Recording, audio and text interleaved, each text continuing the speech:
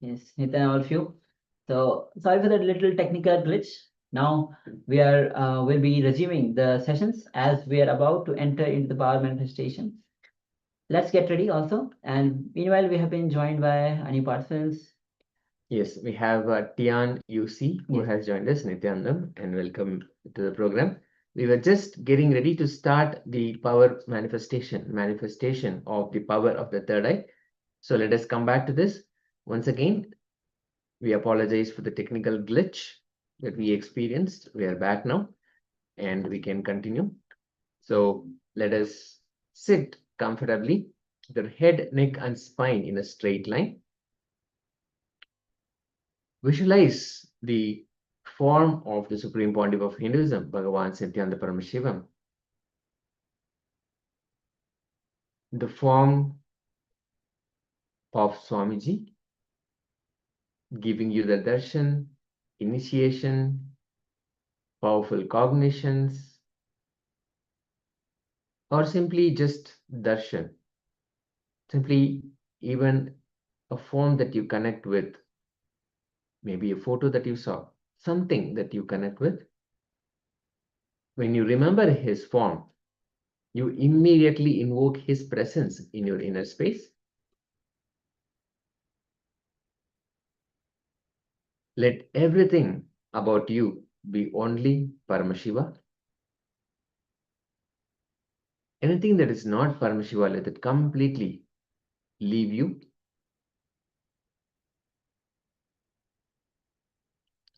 Let us now listen to the Shastra Pramana, the scriptural reference to manifest the powers of the third eye. Kapalantarmanonyasya tishthanmilitalochanaha kramena manasodadyat lakshayet lakshyamuttamam.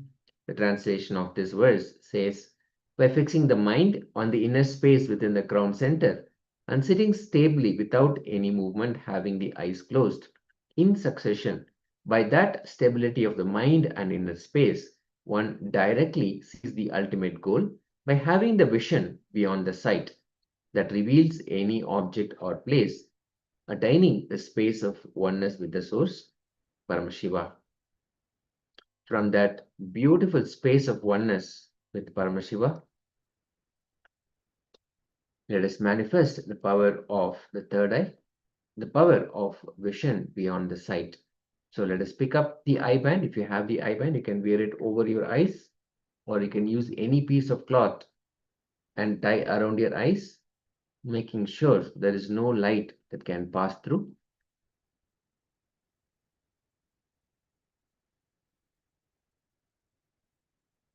Make sure there is no light passing through. Sit comfortably in that space of oneness.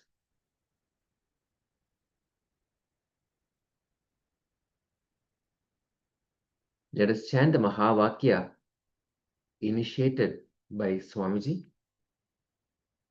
intensely. Om Nithyananda Paramashivoham. Om Nithyananda Paramashivoham. Om Nithyananda Paramashivoham.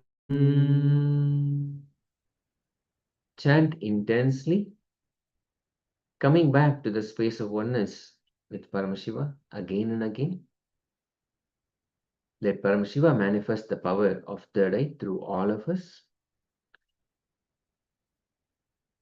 Let Paramashiva reveal the image to you.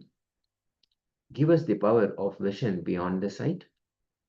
The image is being projected now. Let us start.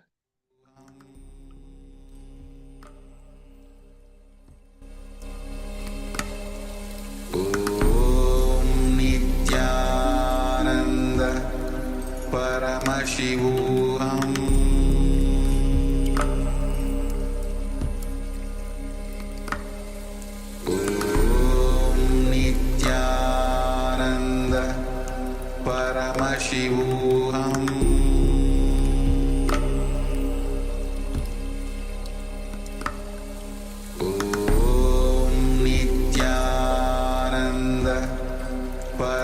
Paramashivoham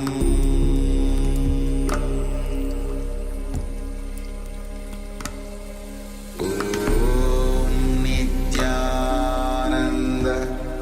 Paramashivoham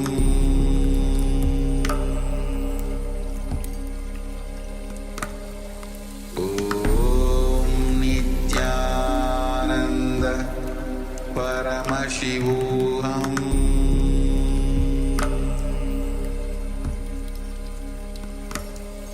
Om Nithyananda Paramashivoham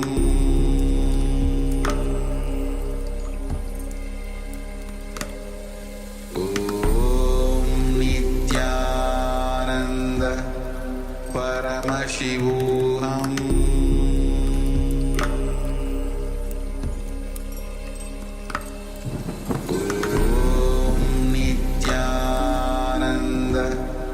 Paramashivoham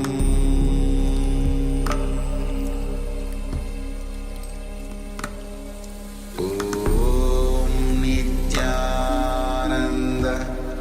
Paramashivoham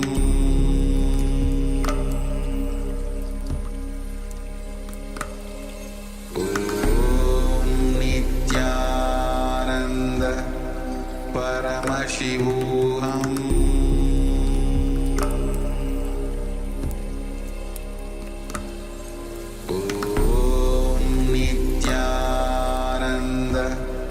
Paramashivoham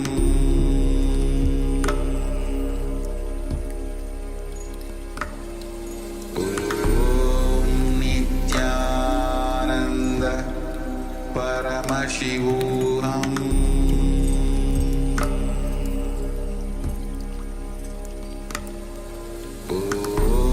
Om Nithyananda Paramashivoham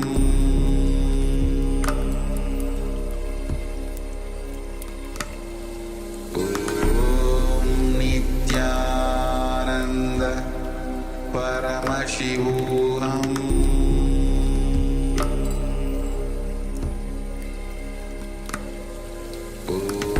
Om Nithyananda Paramashivoham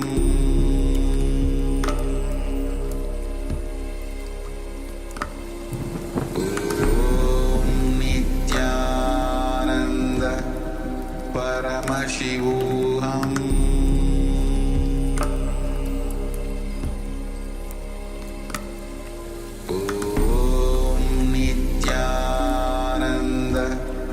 Paramashivoham Om Nithyananda Paramashivoham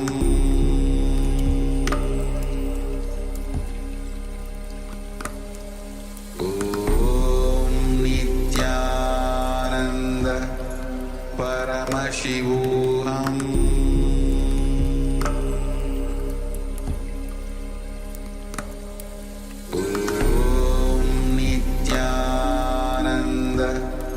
Paramashivoham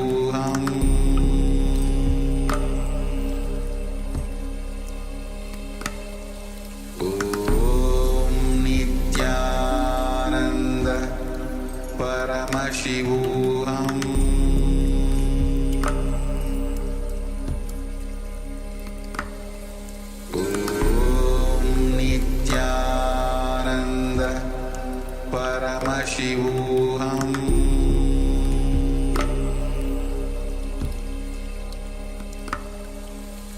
Om Nithyananda Paramashivoham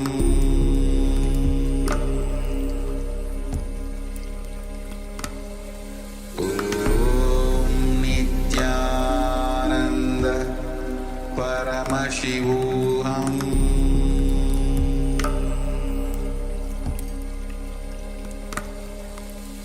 Om Nithyananda Paramashivoham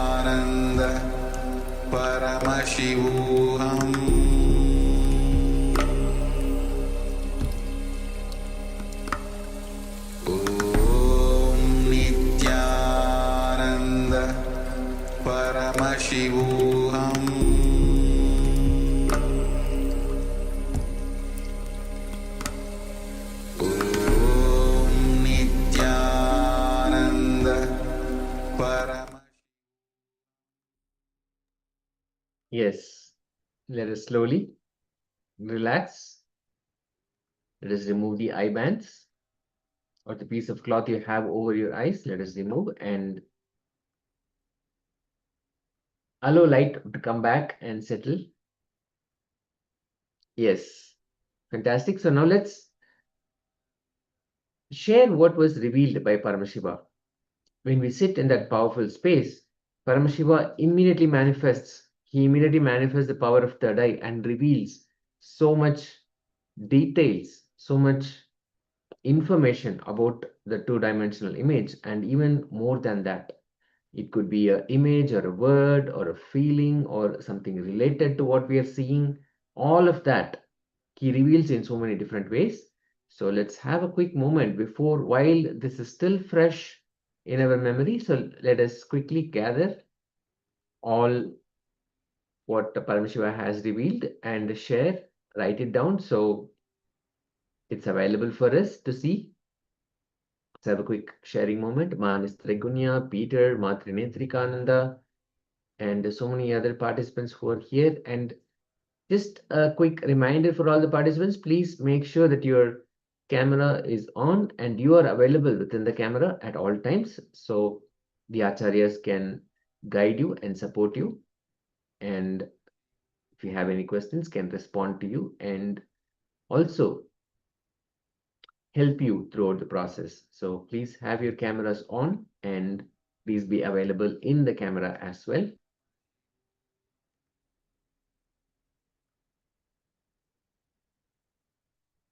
Yes, let's take a quick moment to share what Paramashiva revealed to us.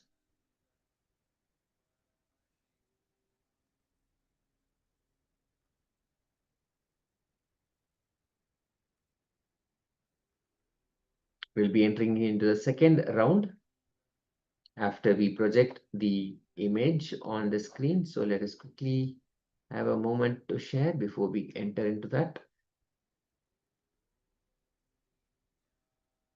Yes, as we have seen, Paramashiva has revealed more and more and more, and the revelation is more accurate. We're able to receive it and see how it is accurate towards the image that's being projected. And Manis Tregunya is saying, flowers like rainbows, pilots and shape, and water and trees and sea into burgundy pants. Okay, beautiful, Ma. Thank you so much for sharing all the details that Paramashiva has revealed to you. Fantastic. So now let's have a quick moment where we bring that image back on screen. So yes, this is the image that was being projected when our I-bands were on. As you can see, it's the landscape of a city from a hilly place a little further down. Okay, and the man is correcting colors, not pilots. Swamiji, like burgundy pants, sannyasi. Okay, Purna sannyasi, Purna kavi. That color, basically that burgundy color you're saying. Okay, beautiful, ma. Thank you for sharing. And as we see here, this is the landscape of a city, the outskirts of a city from up a hill. And we see the tall skyscrapers along the city line. And further back, we have white and gray clouds on a blue sky. What looks like possibly a evening time. Yes, hopefully all of you are able to see the images now. Yes. And we have a nice park or maybe a small area where there's a lot of green trees, and further closer we have houses, a residential area. There are houses, and then further back we are on the hill with some dry grass, which is yellowish in color, yellow golden color, and we have a fence which is probably at the edge of the road where this photo is being taken. So it's beautiful. It's just overall a fantastic image, and there are quite a few steel structures here, a lot of different buildings. The buildings are of various sizes and shapes, and how they are differently constructed. There are some glass panes, there are shadows we see. Overall, a beautiful image. Yes, now Manistariguna, you should be able to see flowers like rainbows, rainbow colors and shape. And there is definitely water, and there are a lot of trees. And burgundy pants is something, again, the burgundy is when you sit with in oneness with Swamiji's form, the ultimate manifestation of Paramashiva. When you sit in that form, in oneness with that form, again and again, he reveals to you. So a beautiful experience. And Swamiji with that burgundy color in that Purna Sannyas color. Beautiful, ma. Thank you. Thank you so much for sharing. Let's immediately jump into the next round of power manifestation. Let's once again sit comfortably, the head, neck, and spine in a straight line. Again, let's tie our eye bands. Let's have our eye bands on, or the piece of cloth. Let's have them on. Let's have the eye bands on and sit yet again in oneness with Paramashiva. Remember Swamiji, the Supreme Pontiff of Hinduism, BHAGAVAN SRI NITHYANANDA PARAMASHIVAM, his form in your inner space, the ultimate manifestation of Paramashiva.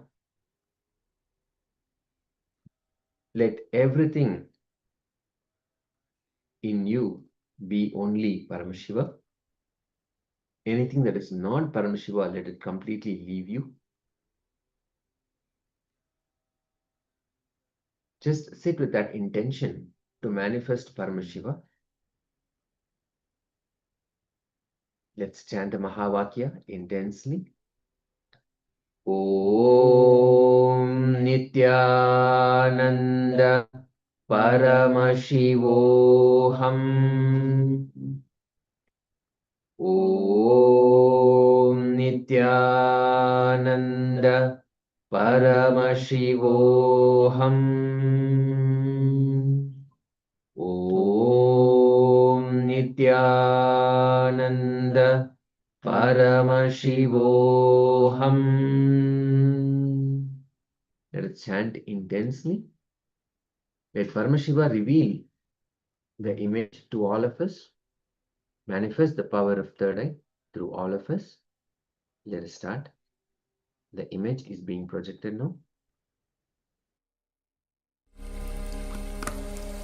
Om Nithyananda Paramashivoham.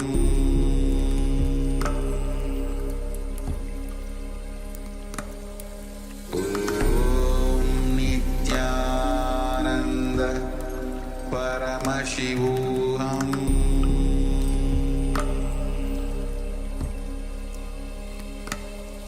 Om Nithyananda Paramashivoham.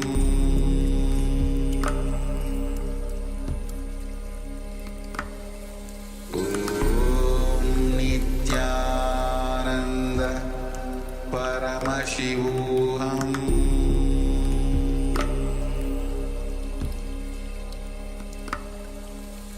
Om Nithyananda Paramashivoham. Om Nithyananda Paramashivoham.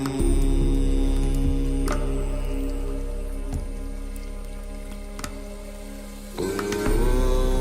Nithyananda Paramashivoham.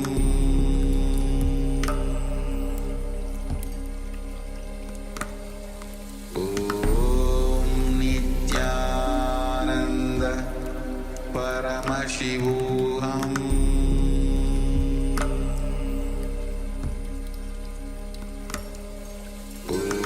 Om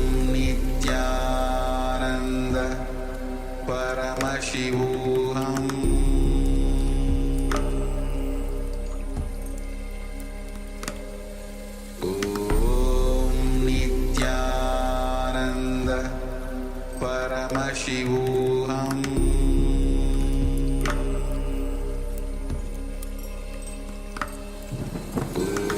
Om Nithyananda Paramashivoham.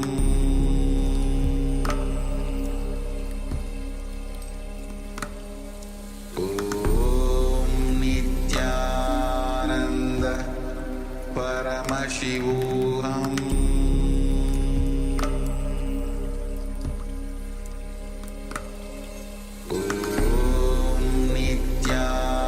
Nithyananda Paramashivoham.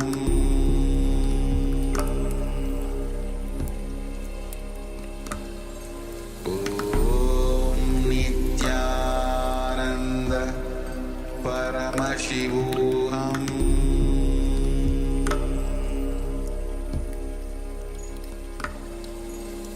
Om Nithyananda Paramashivoham.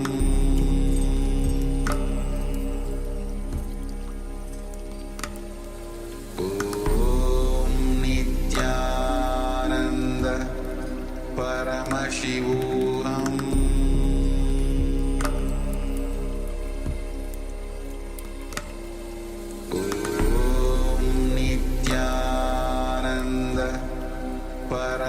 Paramashivoham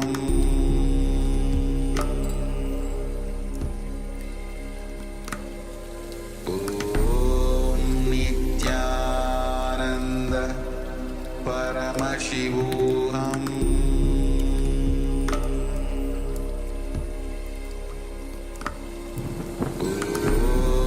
Nithyananda Paramashivoham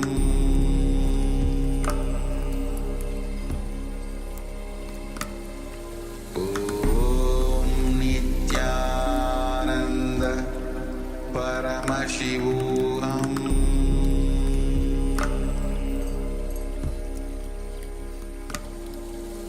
Om Nithyananda Paramashivoham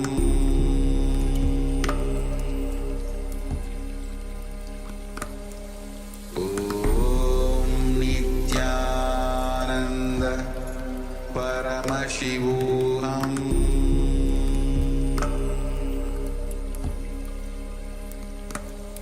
Om Nithyananda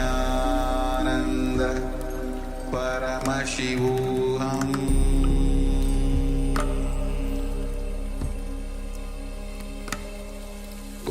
Om Nithyananda Paramashivoham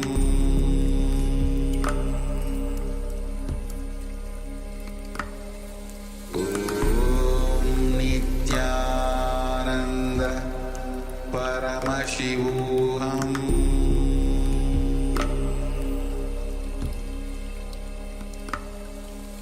Om Nithyananda Paramashivoham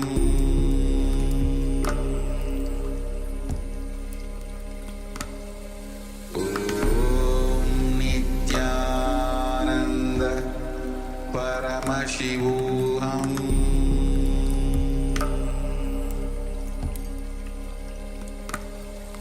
Om Nithyananda Paramashivoham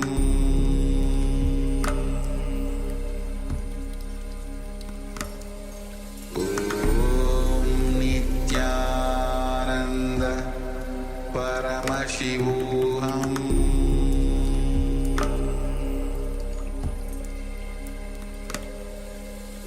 Om Nithyananda Paramashivoham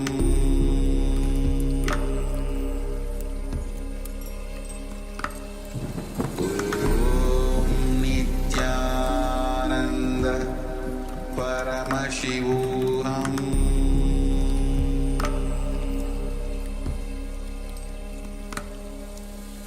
Om Nithyananda Paramashivoham Om Nithyananda Paramashivoham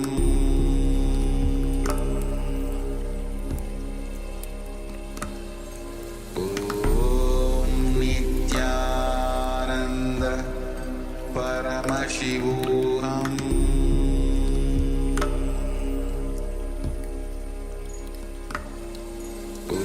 Om Nithyananda Paramashivoham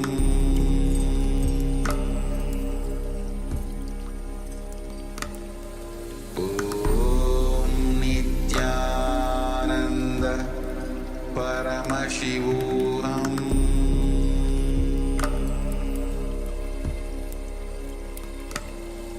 Om Nithyananda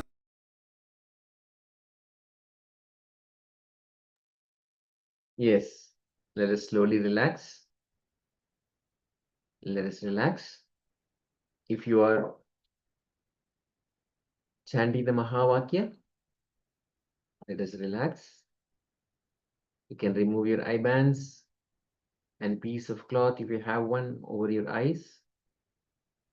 Yes, great. So now let's have a quick moment of sharing from the second round of power manifestation, the power of third eye. And we know Ma Nithya Dhyaan is already typing. Great, thank you, Ma. And all the other participants as well. Peter was manifesting. Peter Aya, please go ahead and share. Ma Trinetrikananda, we don't see you in the camera. We see the camera is on, but we don't see you. Ma Parabrahma Swarupini, Dhyan, you see Agora Swarupini, Zhangxi Hao. Request all participants to switch on your cameras so we can see you and we'll be able to support you as well. Great. So let's have a quick moment of sharing before we jump into the next segment of today's sessions. We are just about to begin yet another powerful day of Paramashivoham. So today it's all going to be about power manifestation, revelations, cosmic truths, meditation techniques, processes, and then ultimately the darshan with the Supreme Pontiff of Hinduism, BHAGAVAN SRI NITHYANANDA PARAMASHIVAM, manifesting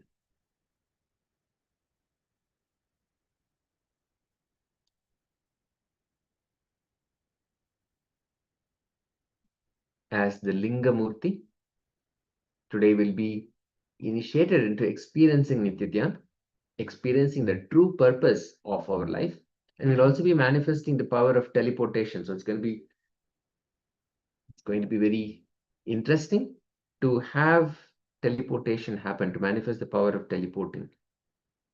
So we already went through what and why meditation. We'll be entering deeper into that powerful understanding of what meditation is all about. So let's have a quick sharing moment before we enter into the section.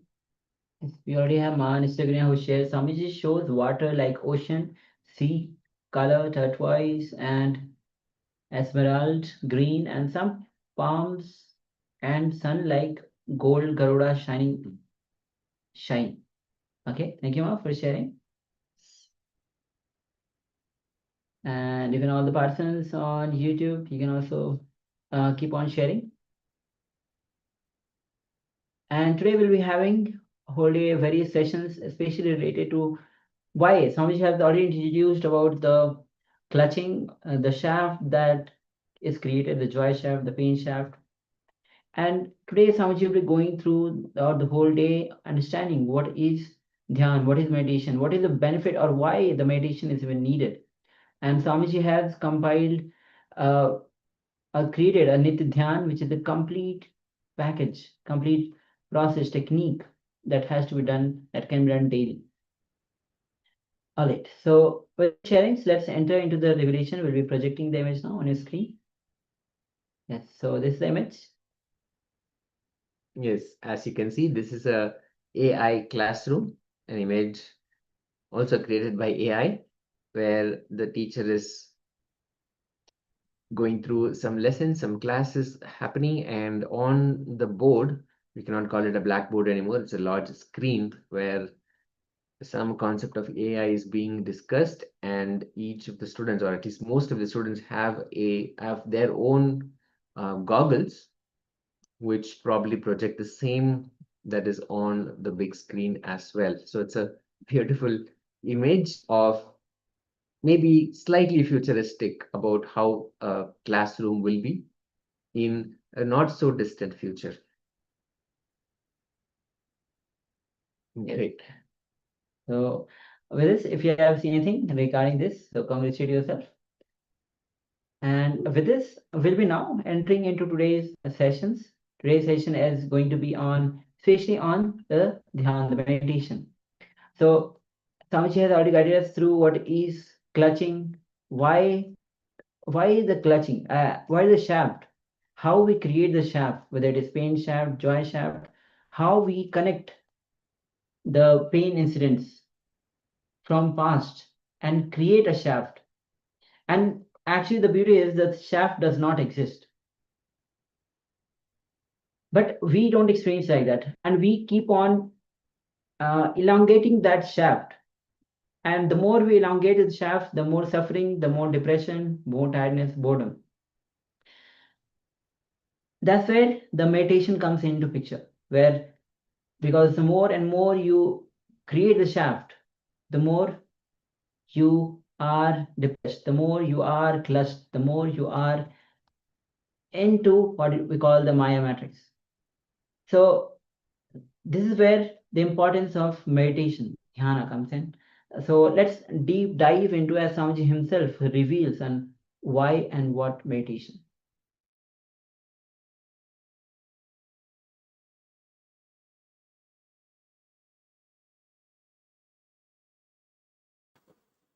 Wow. Here is a very beautiful question. Somebody is asking, Swamiji, you say there is no scale to find out whether the state in which we are there is reality or not. This person is asking, every day when I come back to waking state, I see same house, same world. But every day when I go back to dream, I don't see the same world. I don't see same world. So can this be used as a scale? With this, we can say that this world is reality. This world is real. Very intelligent question. Maybe I can give you a simple sketch of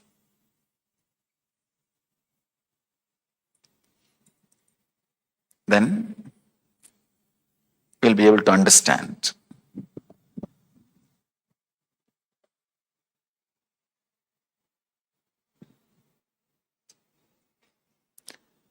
Let us analyze one night dream. For example,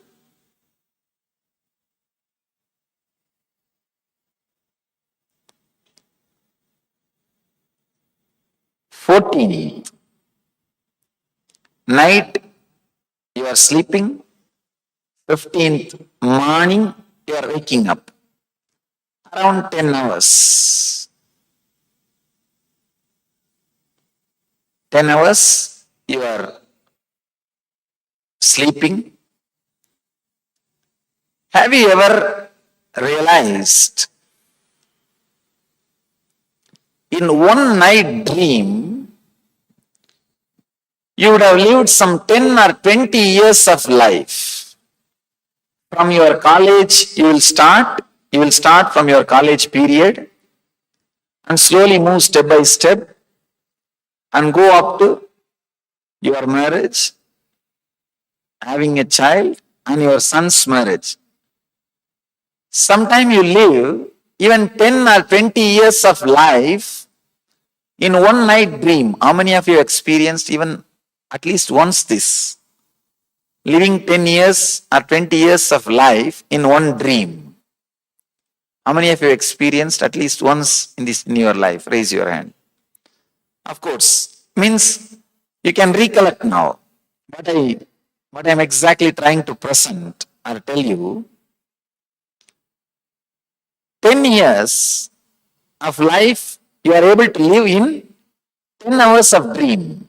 Am I right?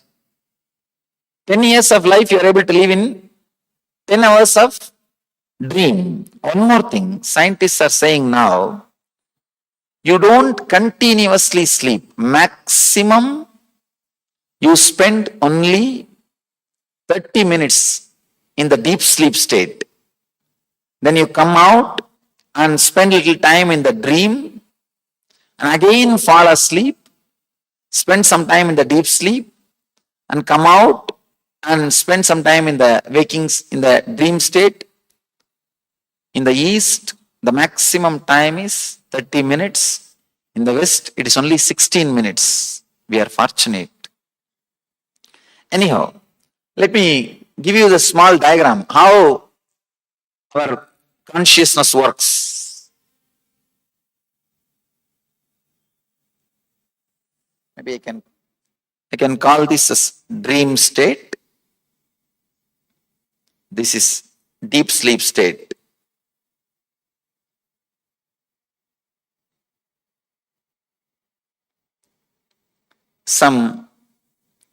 You fall into the deep sleep, maybe half an hour you spend there, then come back to the dream and go through some dreams, again fall asleep,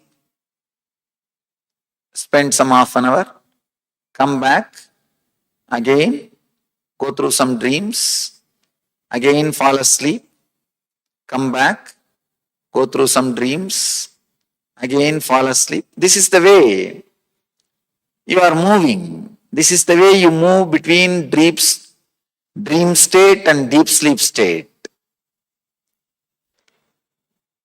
Understand, in one night, 10 hours, you dream as if you lived 10 years of your life. Means in the first episode, you see you are in college. The second episode, when you come back, you see you are getting married. In the third episode, you see you have a son. Maybe in the fourth episode, when you come back, you see your son getting married. An important thing you need to understand, when you fall asleep and come back, in these different episodes, you do see the same world even in the dream state. Am I right? You do see the same world in the dream state. Understand, it's a very subtle point, very subtle understanding. If you can catch, it will really lead to a very big clarity, which can really revolutionize the way in which you think about your life, the way in which you try to solve the problems of your life. There is a beautiful story. One person was dreaming. In the dream, he saw a tiger chasing him and shouting, "Oh, tiger is chasing me, save me, save me."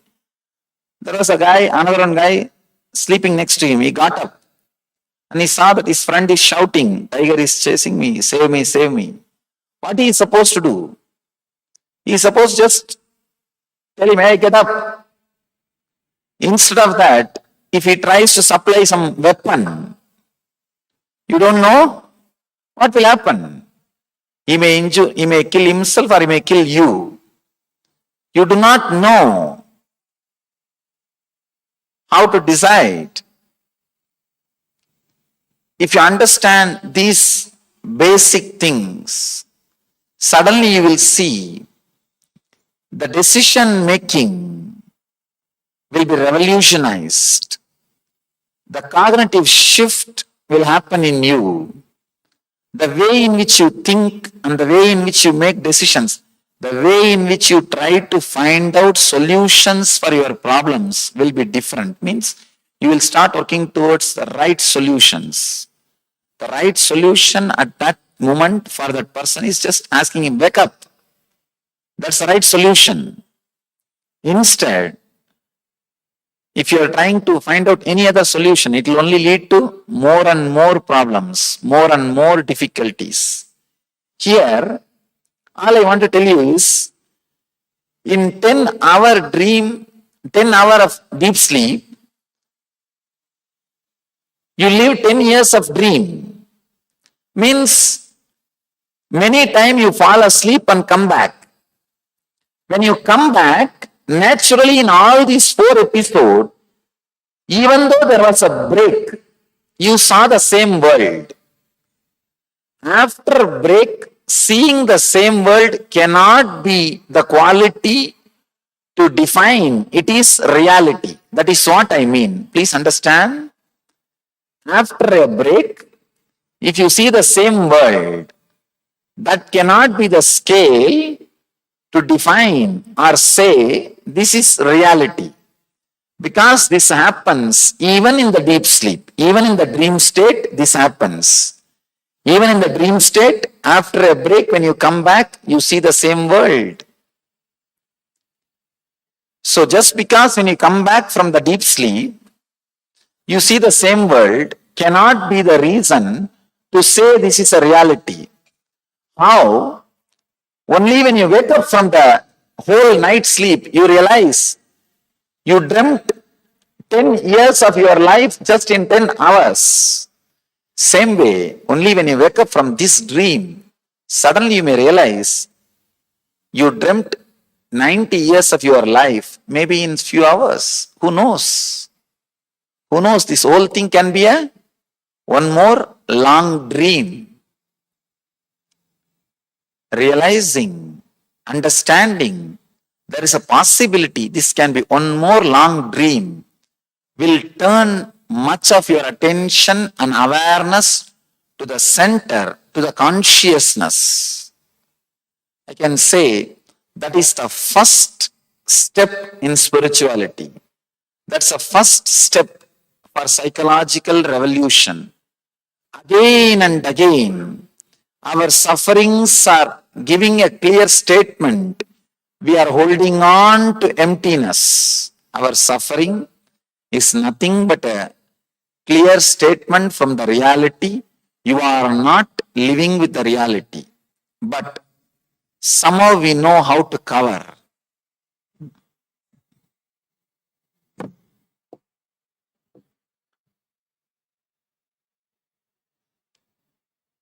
The first chapter of the Gita is called Arjuna Vishada Yoga, means depression, confusion. We also face that depression and confusion in our life. I call this depression of success.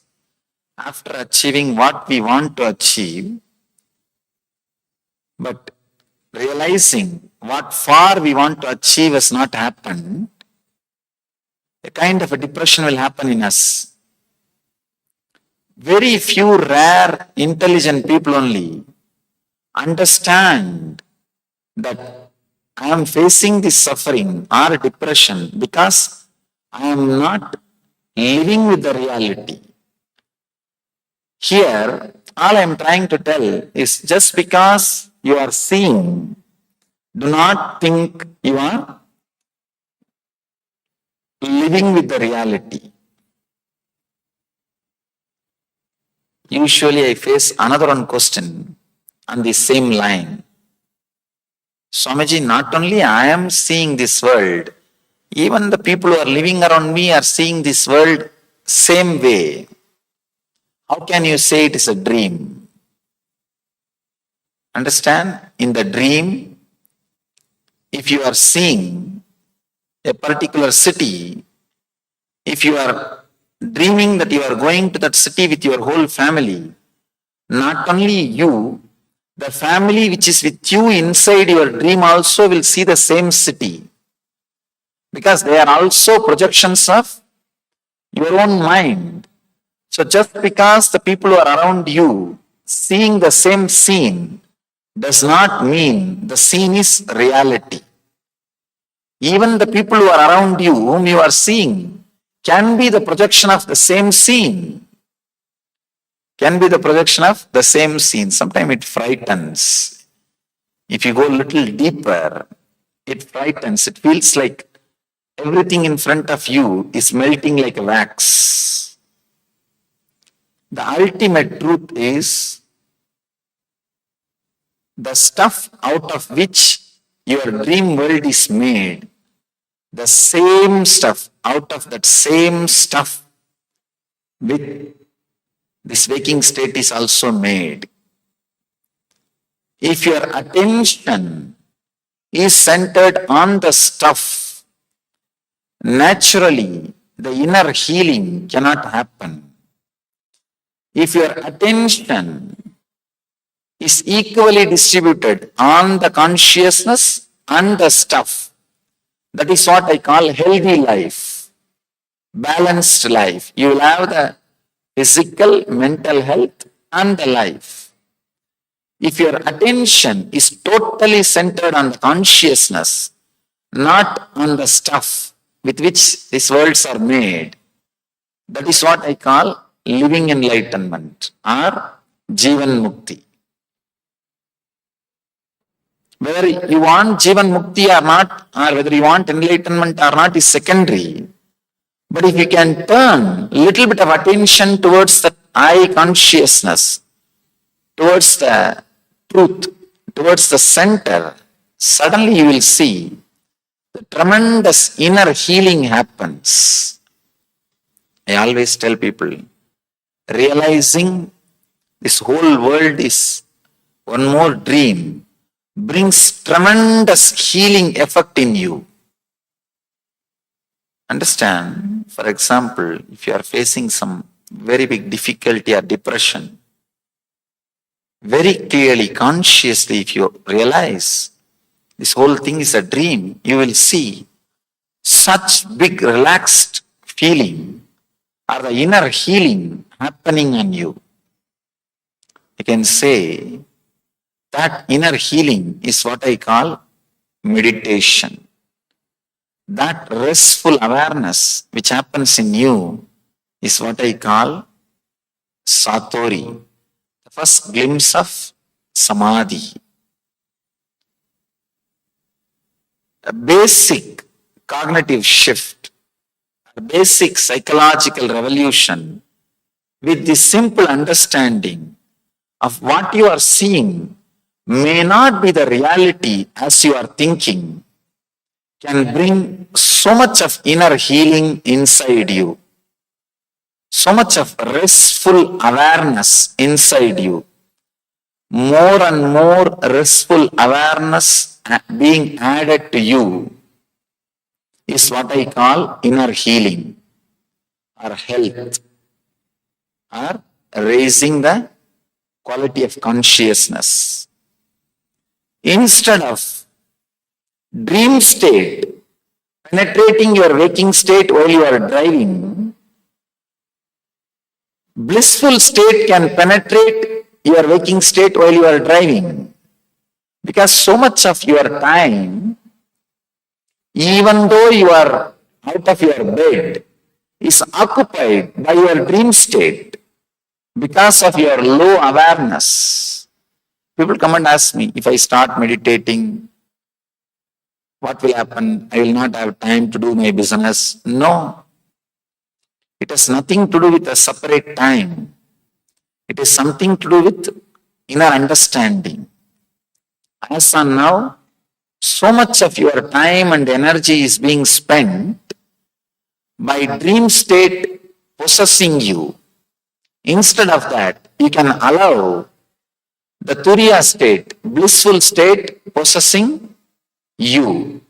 You can just change the attitude. You can just shift the energy. You can just go through a big transformation.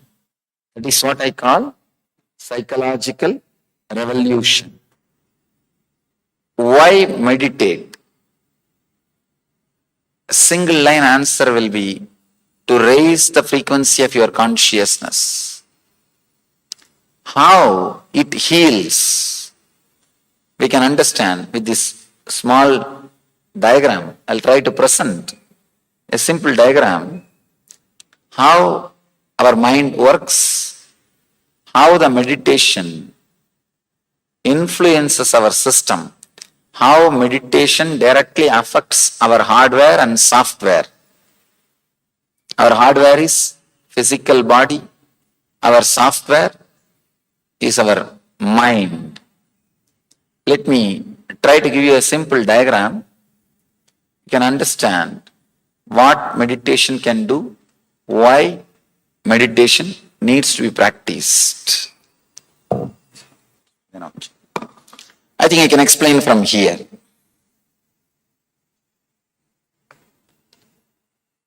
We have two states of mind.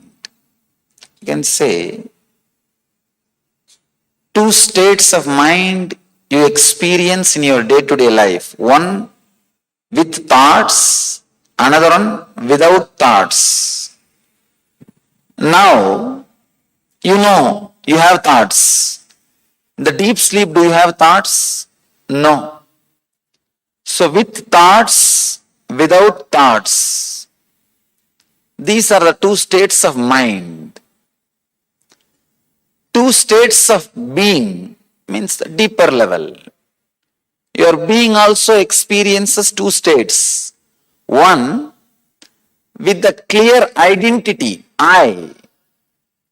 Now, all of you have that identity with the I consciousness, with that identity I. In the deep sleep state, you don't experience the I state, the I consciousness. The deep sleep, you don't experience the feeling I. Understand? In the mind, you experience two states. One with thoughts, without thoughts. Same way in the being, you experience two states. With I, with identity, strong identity, and without identity, without feeling or remembering your identity. In the deep sleep state, you don't remember your identity. In the waking state, you remember your identity. I am this, I am that. Usually, constantly, you will be remembering or you will be reminded about your identity. With I consciousness, without I consciousness. Now,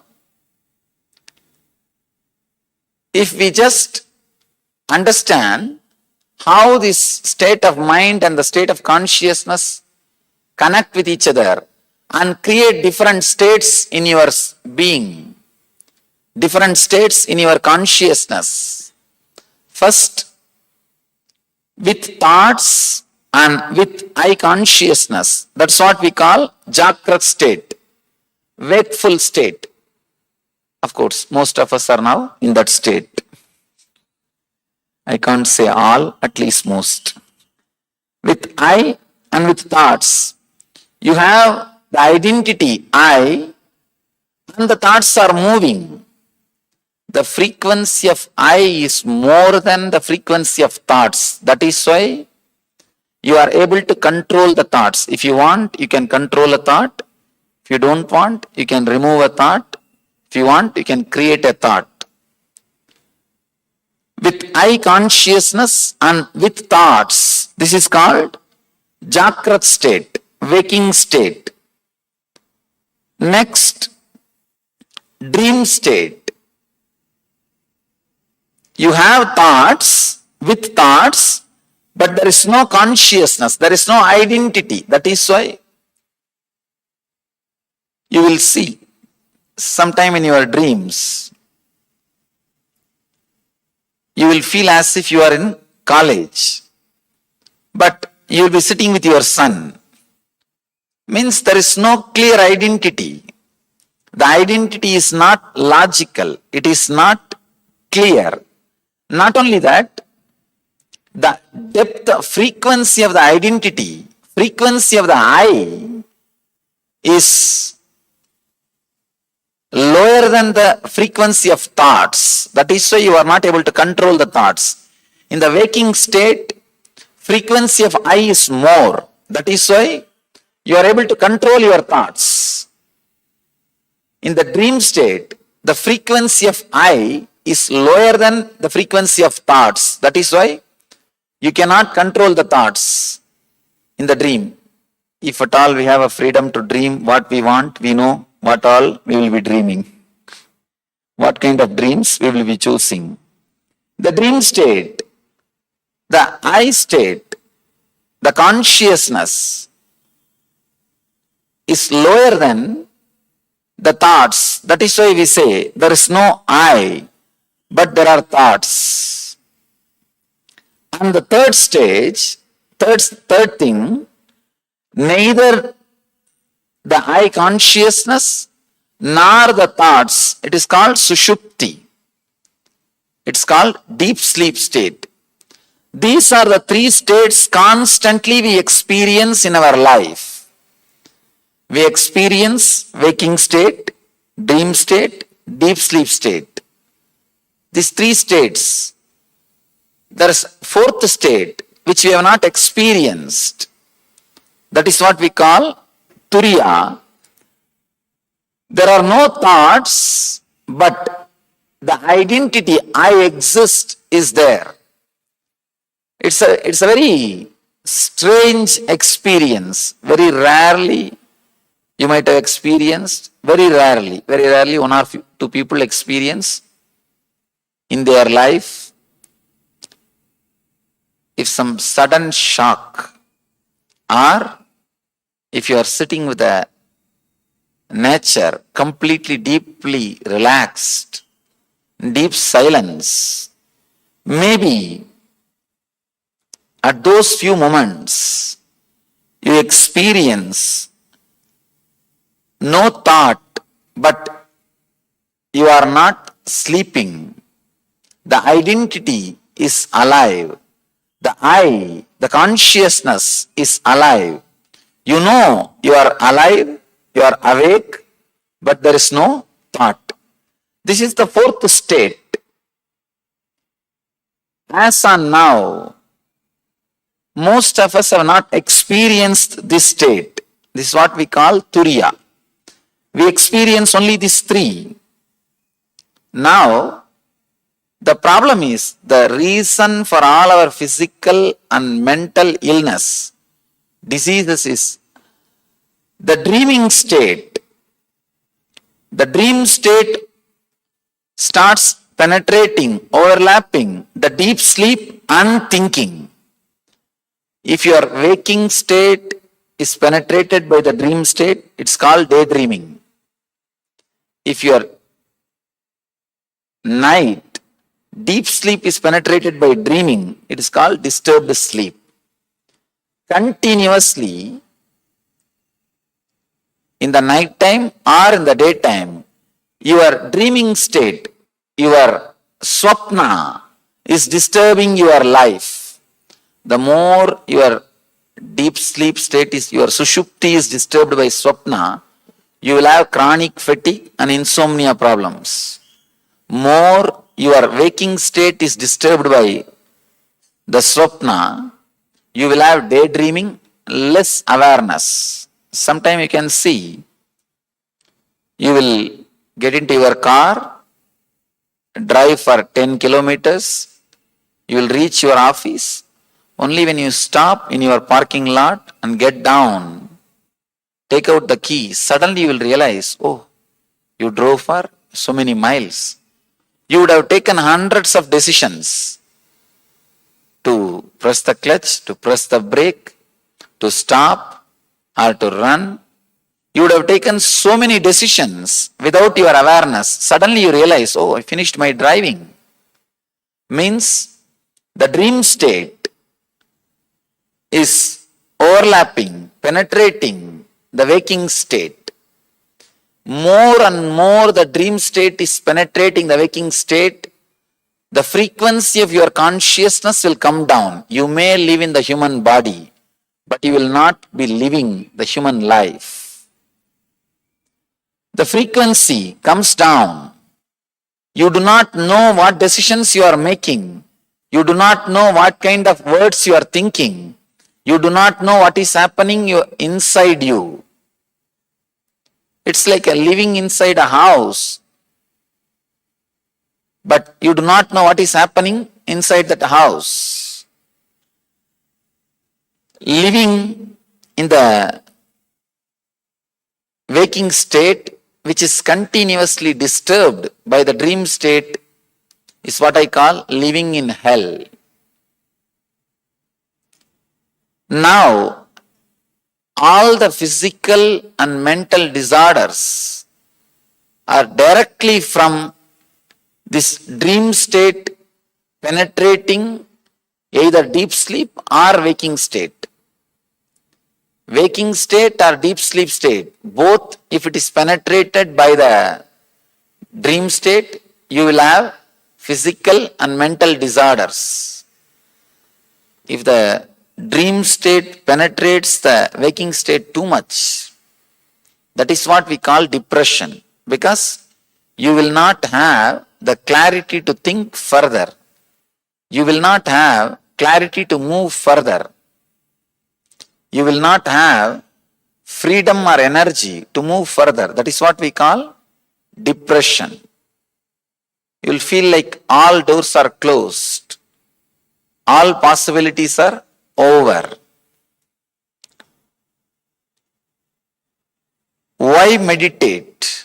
Let me come back to the question. Why meditate? Meditation is needed to create more and more influence, awareness over your thinking state and unconscious state.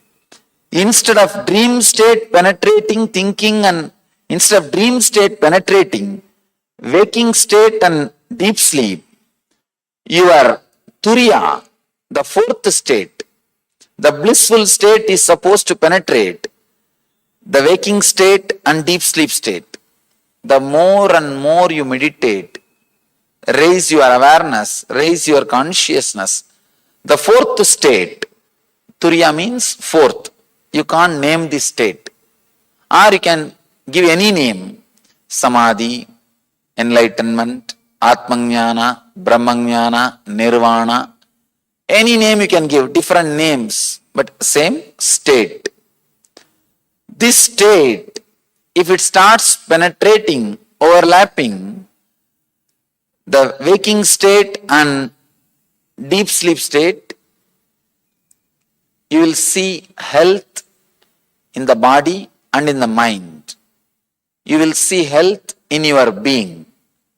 The purpose of meditation is to experience this state at least once, the fourth state at least once, and bring more and more influence of the fourth state on your waking and deep sleep state.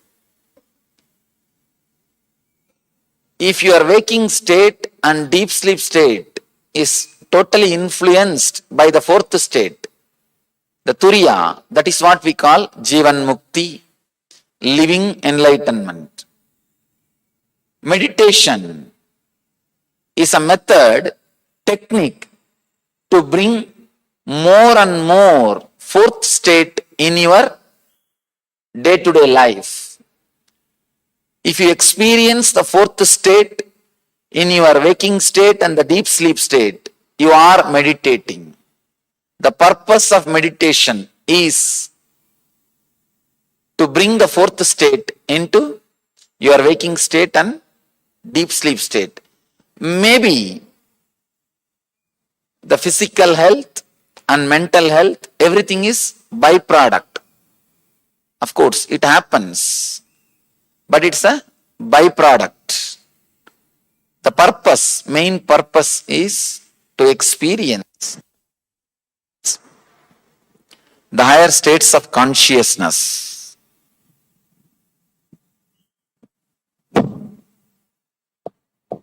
When? The next question is when? It's a very controversial question. All the youngsters think, I can do this in my old age. All the elderly people think, I should have done in the young age.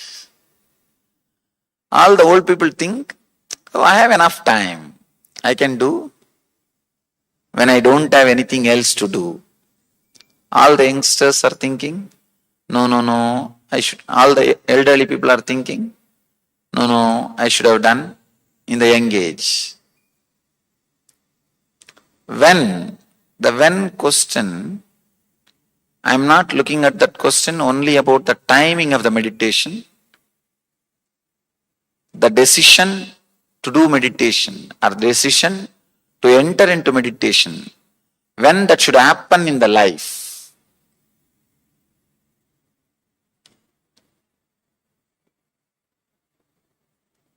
Meditation is just like a reading owner's manual before you start driving the car. The person who does not read the owner's manual before driving the car will naturally end up in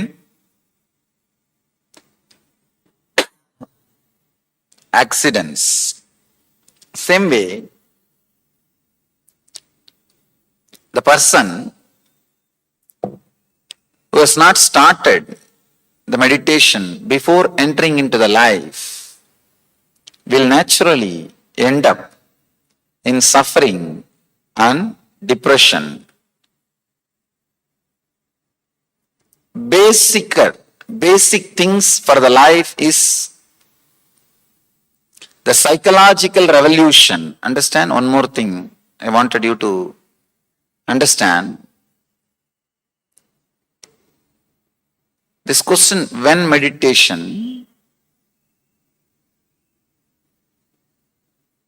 needs to be understood and analyzed very deeply. Meditation is the basic thing for the life. It's a very basic need. As I was telling, like owner's manual, reading the owner's manual. Meditation is like a owner's manual for your body, for your life. The moment you start living, you need to go through. You need to enter into it. Before the meditation, one basic important thing needs to happen in you. Psychological revolution means understanding about self, world and God. As on now, the understandings we are carrying are insufficient. They are not able to give a rest in your system. Understand? When I say the word psychological revolution, I mean having a clear understanding about the self, world and God, the source of the self and the world, God. The understanding which gives you a complete rest, through which you are able to solve all your life problems, through which you are able to find your own life solutions. That is what I call psychological revolution. If you are able to find solution for all your day-to-day problems by the understanding about you, world and God, you had psychological revolution. If you are not able to find solution for your day-to-day problems through these three understandings, then you need to learn. Only a person who went through psychological revolution can meditate. Till then, any technique you try. People come and tell me, Swamiji, the moment I close my eyes, I get more number of thoughts than before meditation. If I am doing something, I have less number of thoughts. The moment I close my eyes and try to meditate, I have more number of thoughts. I have more problem. Means the psychological revolution has not happened. Psychological revolution is a basic need for meditation. When we address the question, when meditation, we should say after psychological revolution, means the clear understanding about you, the clear understanding about the world, and clear understanding about the God, which is the source for you and the world. You may think, if I have that clear understanding about all these three, then I don't need meditation. I can say it's like a vicious circle. If you don't have the clarity, you can't meditate. If you can't meditate, you will not have clarity. It's like a vicious circle. If you add clarity, the clarity will lead to meditation. Meditation will lead to more clarity. It will become virtuous circle. Instead of going through the vicious circle, moving towards the virtuous circle. If I have to give one more simple example, this dream state constantly penetrating into the waking state and unconscious state is what leads to more and more misunderstanding, more and more dullness, more and more lethargic feeling, more and more tamas. That's what we call pravritti. Traveling towards suffering. If the turiya, the blissful state, penetrates the waking state and deep sleep state, that is what we call nivritti, moving towards the fulfillment. This is virtuous circle. The clarity leads to meditation, meditation leads to clarity, leading one to another. The psychological revolution is a basic need, basic understanding. I always tell people, you straight away close your eyes and start meditating, you may have more number of thoughts. So in the initial level, I always give a technique which will not be directly meditation, which will be more like a contemplation. Means you will have an idea, you will have a technique. When you work with it, it won't lead to directly thoughtless state. It will lead to more and more clarity. It will lead to psychological revolution. You will have an intense space where you can analyze your understandings, where you can consider your decisions, where you can rethink again and again your desires, your fears, your worries, what you think as the base in your life. You can again and again look into these details. You can again and again look into these things. Otherwise, many times we do not know what is our desires. People brag just in the outside world, but they do not know what they are talking. Small story. 3 old ladies were sitting and bragging about their sons. One was saying, you don't know about my son, how much he loves me. He personally took me to a travel agent and arranged for my vacation and did the best possible arrangements and gave me 20 days vacation. The other one said, you don't know what my son did. He got a separate, not only the travel agent, vehicle, a separate flight.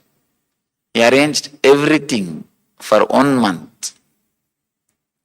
Third one said, you don't know what my son does. He goes to the costliest psychiatrist. All he talks is about me. Many times, what you think as life, about what you brag, may not be exactly what you need, may not be exactly contributing to you, may not be exactly adding to you. So in the initial level, taking up a technique which can awaken, which can help the psychological revolution in you is the best way to start. When meditation, here and now. Neither the age can be the reason to postpone the meditation, nor the time. Sometimes people tell, should I meditate in morning? Should I meditate in the evening? I always tell people, meditation should become quality of your life. There are 3 kinds of meditation. One, it's a kind of a truth or bringing your awareness to the life. That is supposed to be done 24 hours. Techniques like Vipassana are bringing your awareness to the present moment. 24 hours.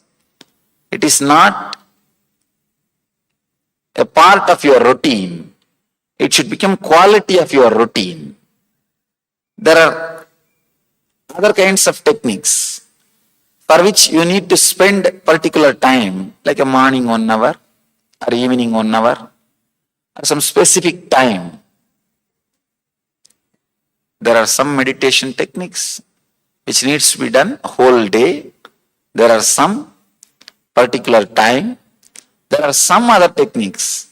You neither need to do whole day nor need to spend separate time. Just very remembrance is enough. There are some great truths. When you are really in that matured state, you don't need a separate technique.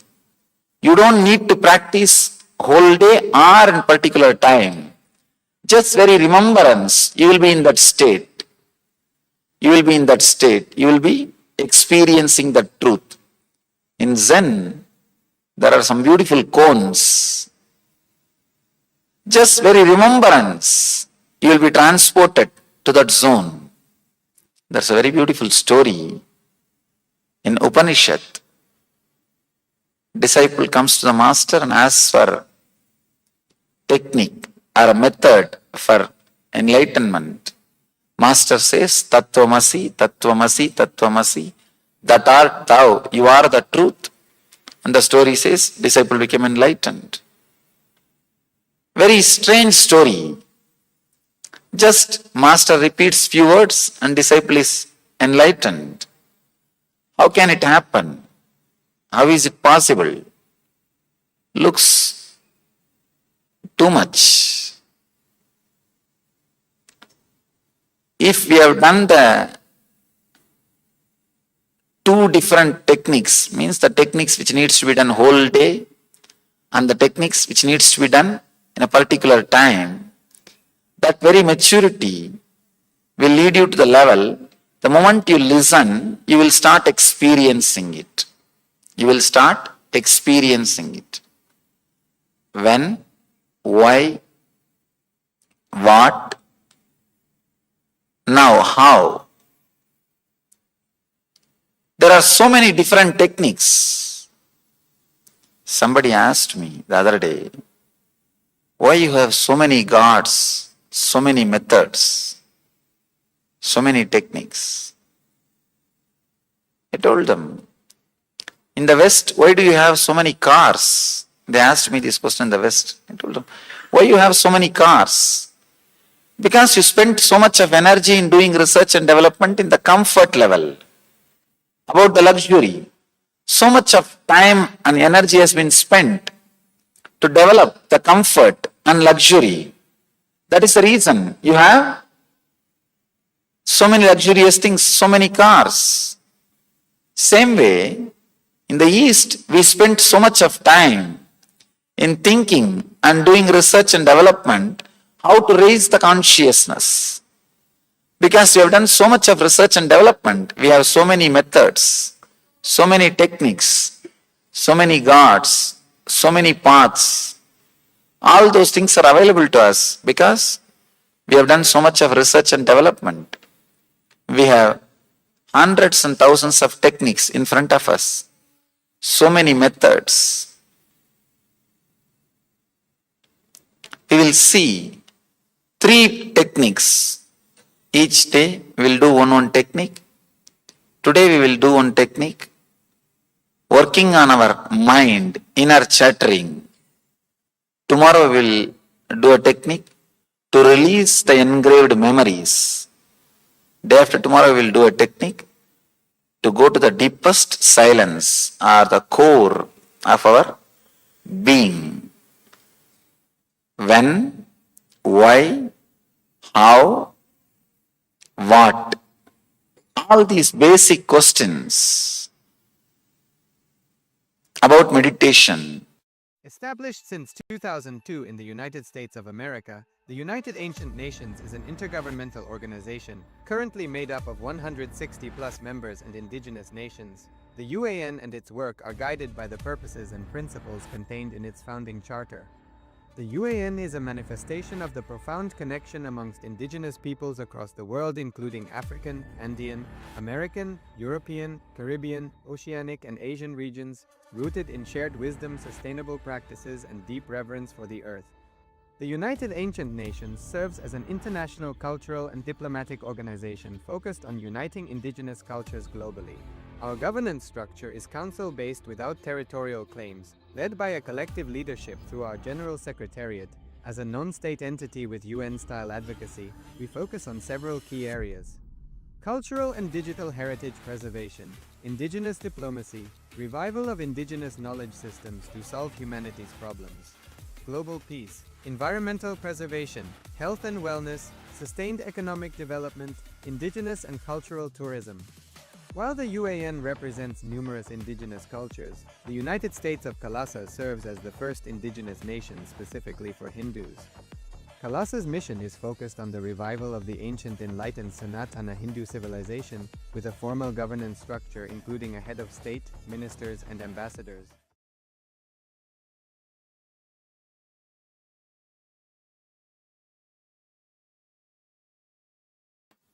I'll try to say a few words about these FAQs, frequently asked questions. The usual doubts, the usual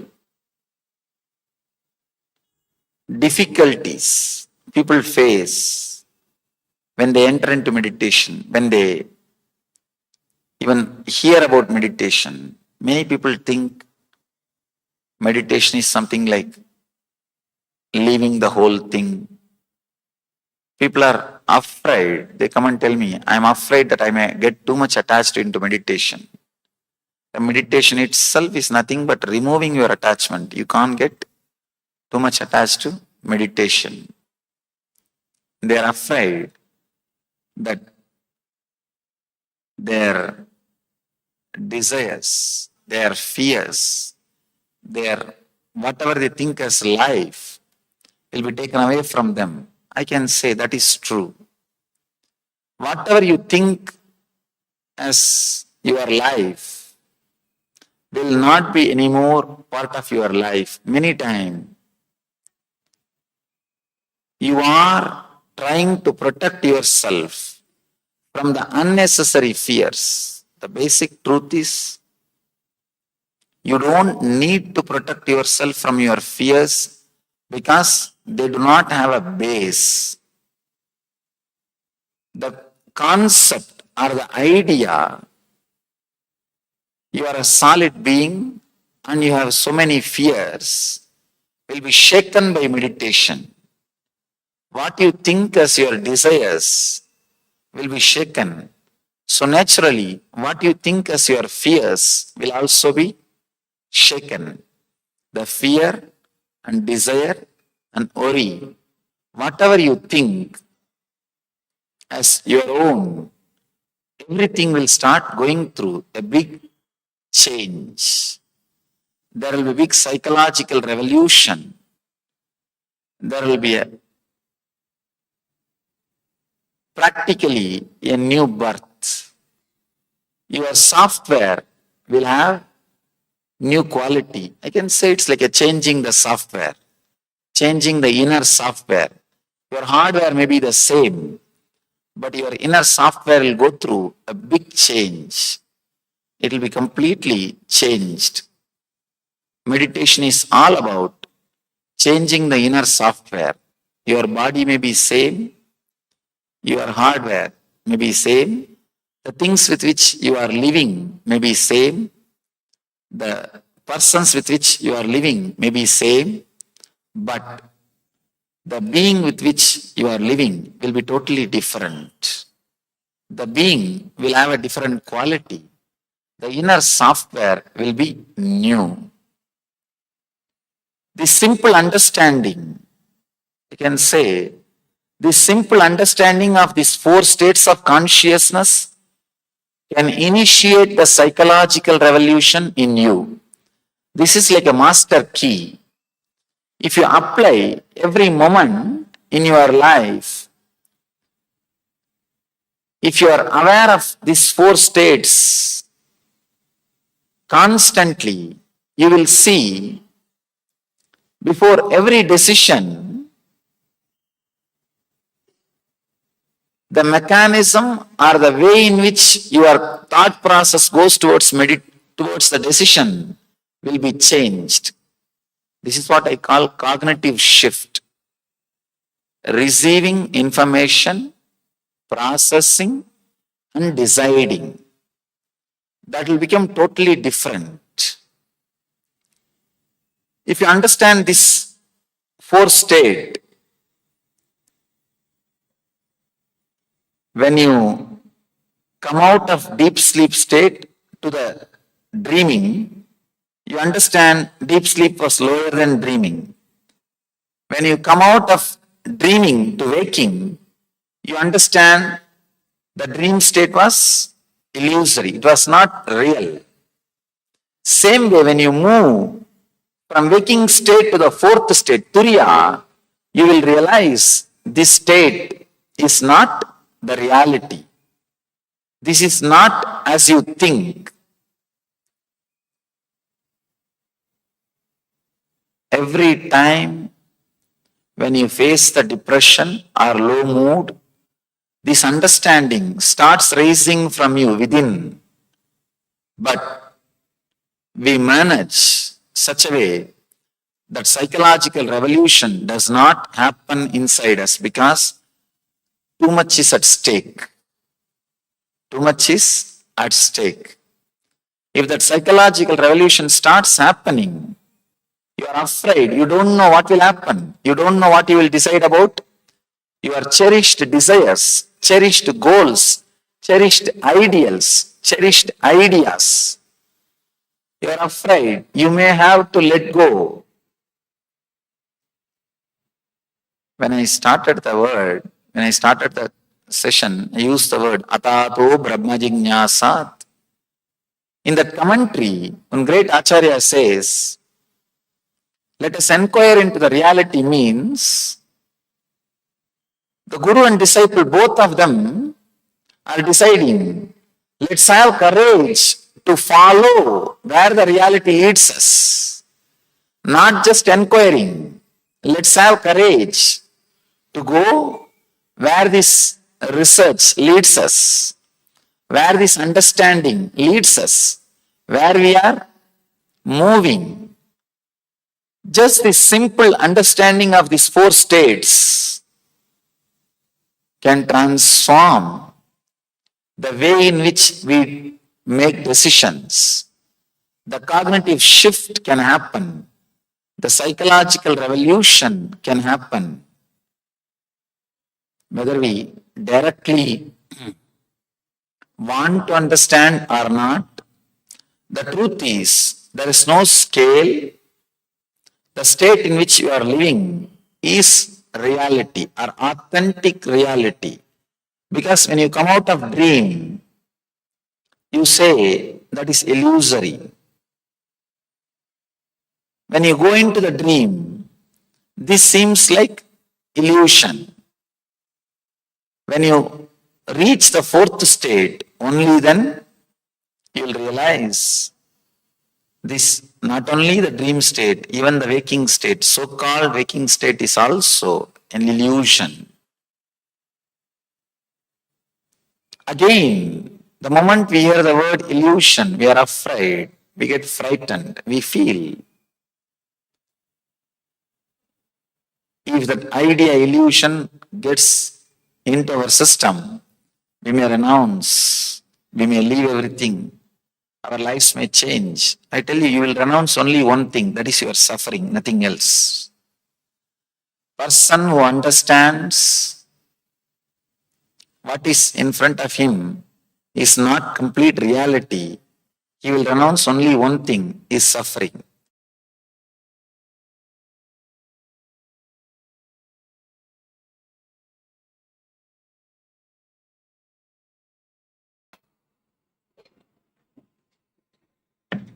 Here is one more question. How can we select our God and Goddess? We are confused because more deities in our tradition. I always tell people,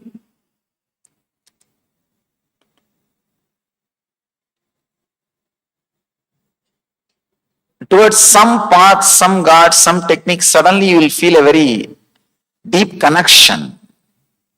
That is what I call falling in tune, feeling connected.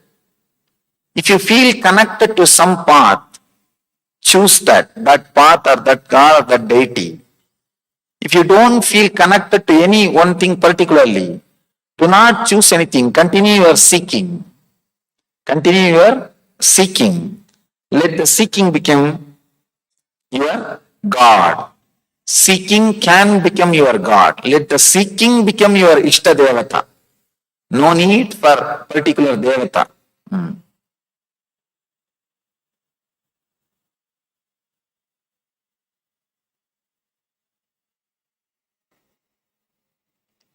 She's asking, I have longing for chanting Sahasranamas, but my concentration is scattered.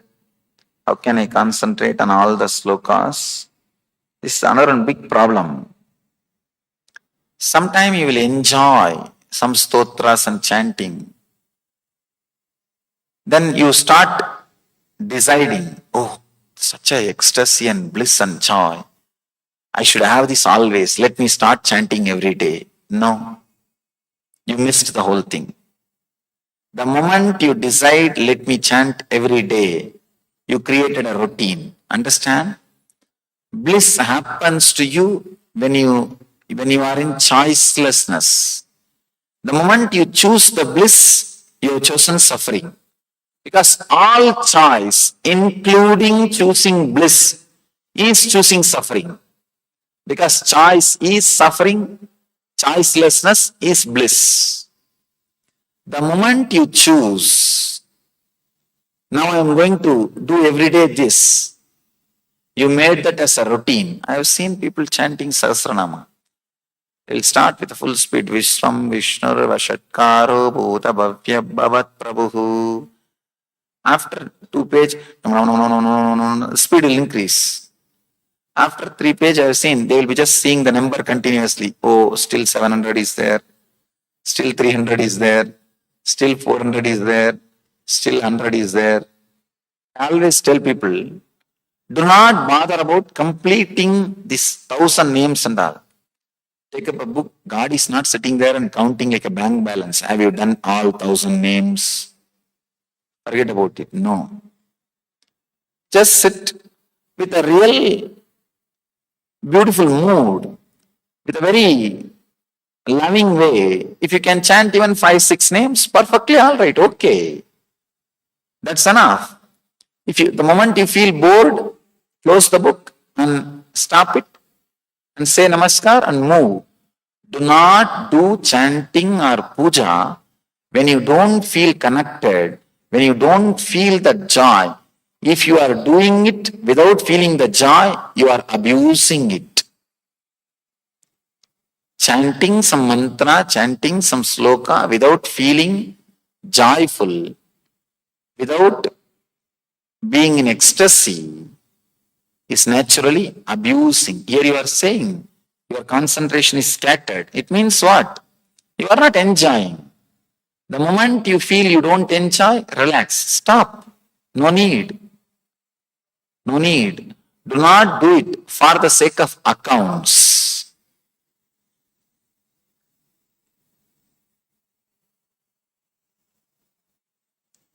Could you please explain what exactly intensity, the meaning?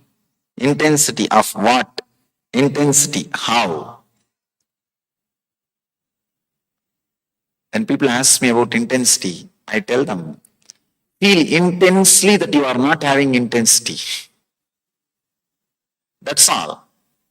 Just feel. See, usually we feel that terrible restlessness towards the outer world. I have not done this, I have not done that. That same restlessness, if it is directed towards the inner world, it is called intensity. You do not know what is happening. You do not know what should be done. But a deep dissatisfaction about what is there in your inner space, that is what I call intensity. You may be thinking, I am supposed to teach satisfaction. Why am I teaching dissatisfaction? I tell you, first thing, your dissatisfaction functioning towards the outer world has to turn towards the inner world, then it will lead to satisfaction. First thing which needs to happen is not satisfaction, the direction turning, the psychological revolution. Restlessness should become intensity. If it is towards the outer world, your consciousness, if it is constantly moving towards outer world, it's called restlessness. If it is moving towards the inner world, it's called intensity. The meaning of the intensity is feeling that something needs to be done immediately to break free from the clutches, or to break free in the inner world. Intensity of what? Do not bother about what. It should become quality. Anything you do, if you touch something or somebody or some object, let the intensity be there even in the touch. If you are talking, let the intensity be there. In everything, in your relationships, in your decisions, in your memory, in your thinking, in your desires, even in your fears, let you be intense without escaping from this moment. That is what I call intensity. You are saying how. If I give the method how, the whole intensity will be lost. Intensity will increase when you have the desire but not technique. That's the right way to develop intensity. The moment a technique is given, your mind will start working around the technique. Technique sometimes gives an escape, gives a method to escape for your mind. Your mind will start saying, oh, I have done the technique, that's all, that much only maximum can be done. Nothing else needs to be done. That's why in Ayurveda, when we give medicines, we say this medicine is not enough. Whole day you need to work with this medicine, means whole day you need to be intense, telling your body and mind to heal itself. Technique is not like allopathy medicine. You will swallow and forget about everything. You'll say this much only can be done, what else to do? That's all, I have done what I can do. No. Desire should be awakened. The desire or seeking should be awakened towards the inner world. And the person should not use any technique. Only then that seeking will start radiating in every action. The technique should not curtail or stop your seeking, reduce your seeking. It should deepen your seeking.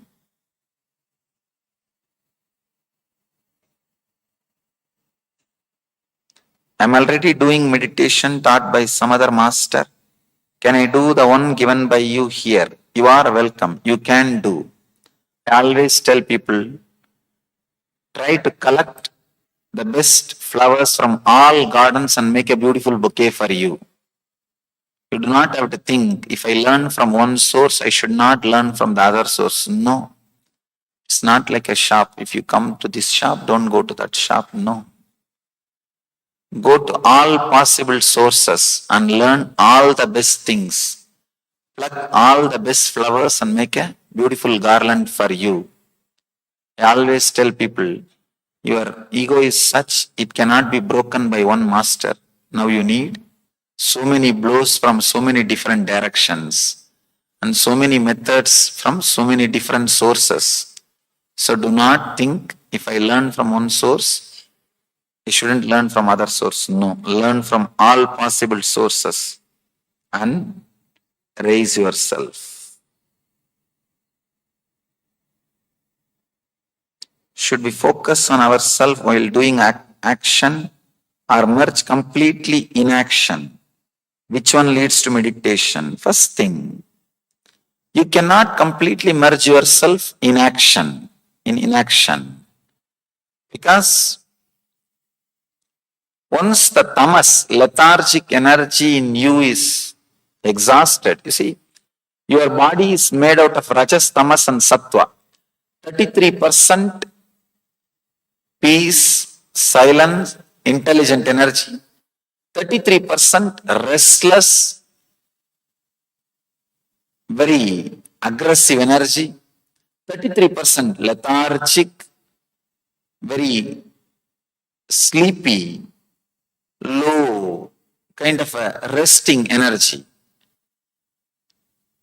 After the 33% of lethargy is exhausted, you will not be able to be in inaction. People come and ask me, if I start meditating, will I just leave my job and just rest? No, you cannot. You cannot.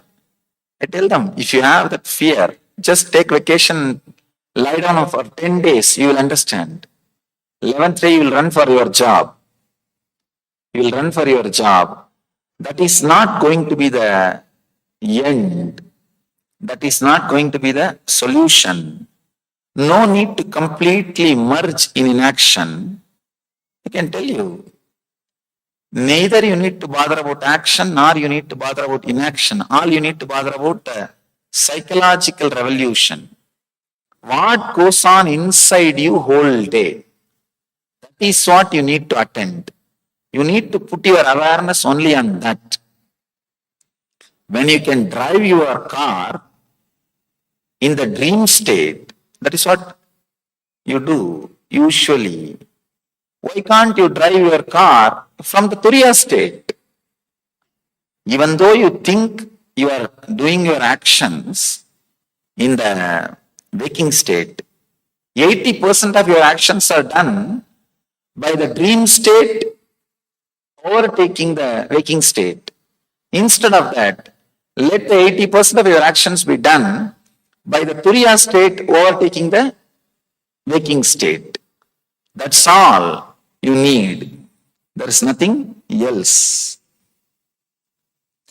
These are the questions which happens before even you enter.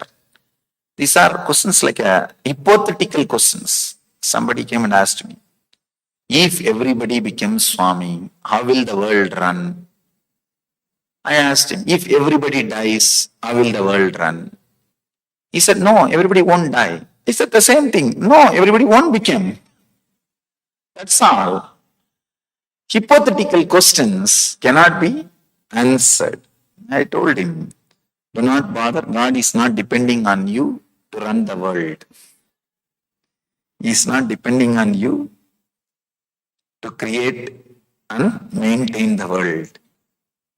Can we really experience the blissful state after learning? Then what for you think I am conducting the program? He is asking, can we really experience the blissful state after learning these meditation techniques? Then what do you think I am sitting and doing here? Understand?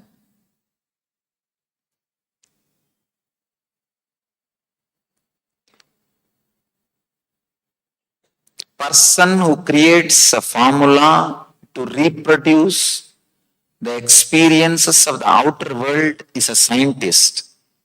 Person who creates a formula to reproduce the experiences of the inner world is a mystic. He is the master. These methods, the techniques which you are going to learn these 3 days, are time-tested, foolproof, created after a great research and development by thousands of masters in thousands of years of research and development and verified and experienced in my own personal life. So be rest assured, be intense. That's all I'm asking you. That's all you need to do. Nothing else. Just be intense. You will see, you will experience what has happened in my very inner space, in your inner space. Is the psychological revolution you refer to is Sankhya Yoga, Sankhya knowledge of self, Yoga renunciation of the fruits of actions.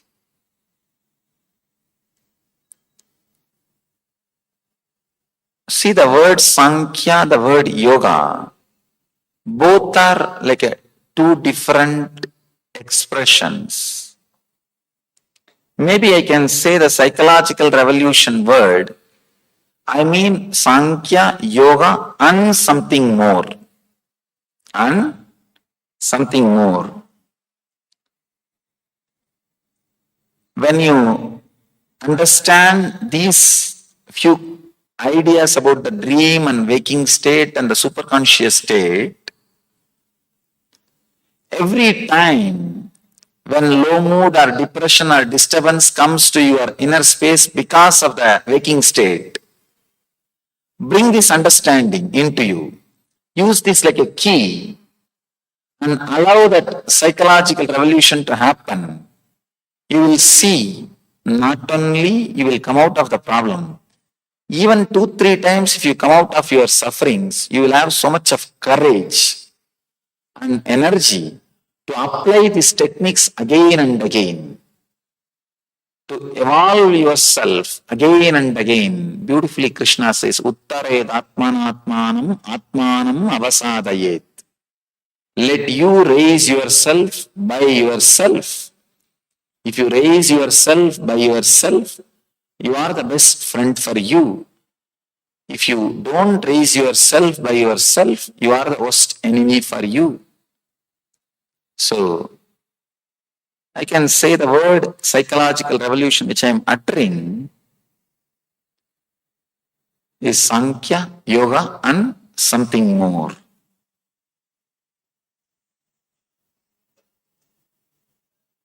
I have learnt Vipassana, but I am unable to practice it effectively. Not sure why. Is it that I am doing it wrong? Is it a wrong technique for me? Neither you are doing it wrong, nor it is wrong technique for you. The when means the time you learned is wrong. First, you should have learned the psychological revolution, clarity about you, world and God. Then technique should have been added to you. Without the clarity, if the technique is directly added, it leads to boredom, dullness, and naturally you drop the technique. I always tell people, any study, any journey you undertake, any book you start reading, even if you don't understand single word, do not skip. If you don't understand single word and skip, slowly you will see that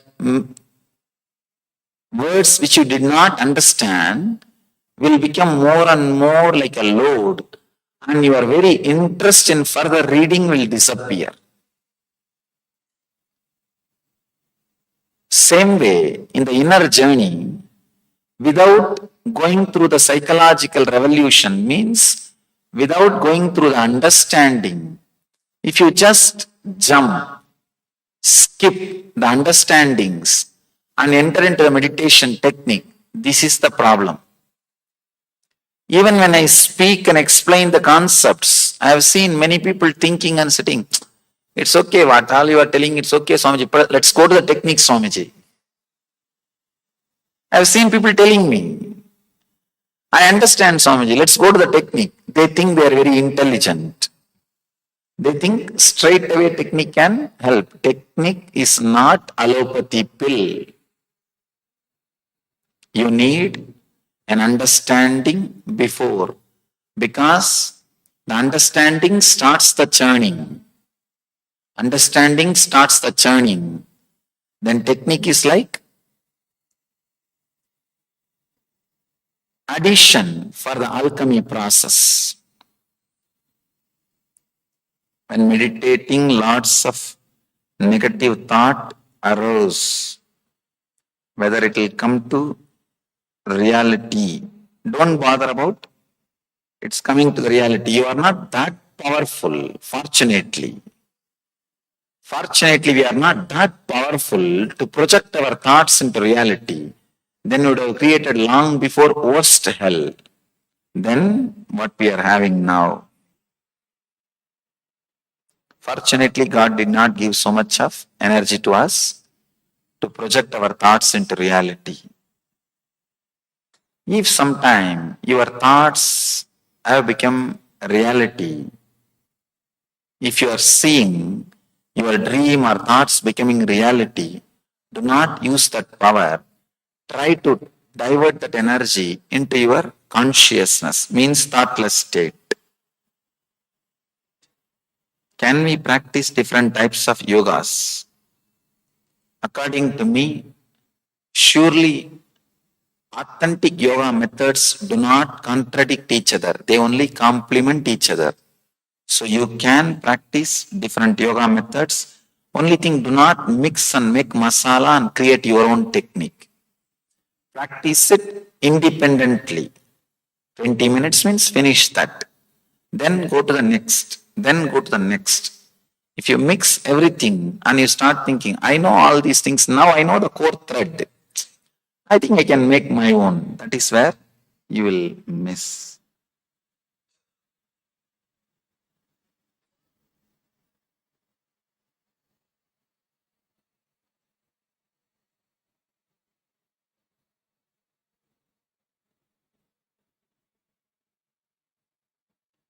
Somebody is asking a personal question about their sickness after the meditation.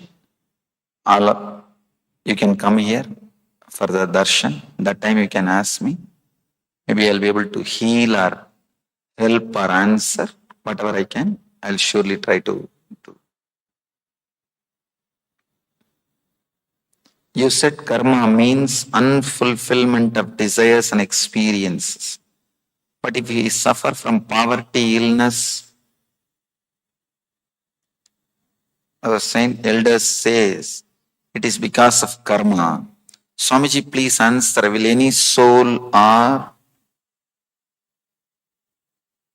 being willing to experience poverty or illness, is this become an unfulfilled desire?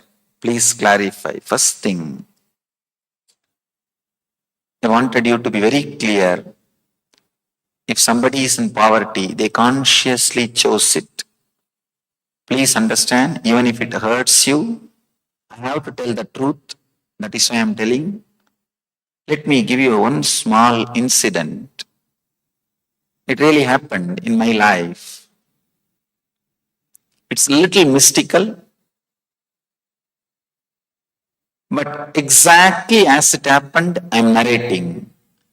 I can say, you can take a vote, I am stating the simple, straight facts. You can make out what you want to make out of this incident. In USA, one child, autistic child was brought to me for healing. They are from North India, settled in USA, maybe some 7-8-year-old child. They brought the child and asked me, Swamiji, this child is autistic, please heal him. And not a single person in their family or in their surroundings knows Tamil. I put my hand on the head of the child and started healing. In a pure village Tamil, in singular, not even in plural, in singular, that boy said, remove your hand. He just said in Tamil, remove your hand. I was shocked. Because the whole family, they are North Indian family, not a single person knows Tamil. And they said, no way this child can even hear a Tamil word. Because none of us speak and none of us know Tamil. He is growing with us. I thought maybe some spirit or ghost has possessed him. I asked him, who is speaking? He said, I am the owner of this body speaking. Don't you understand? In Tamil, he started speaking. I asked him, why are you asking me to remove my hand? I am healing you. He said,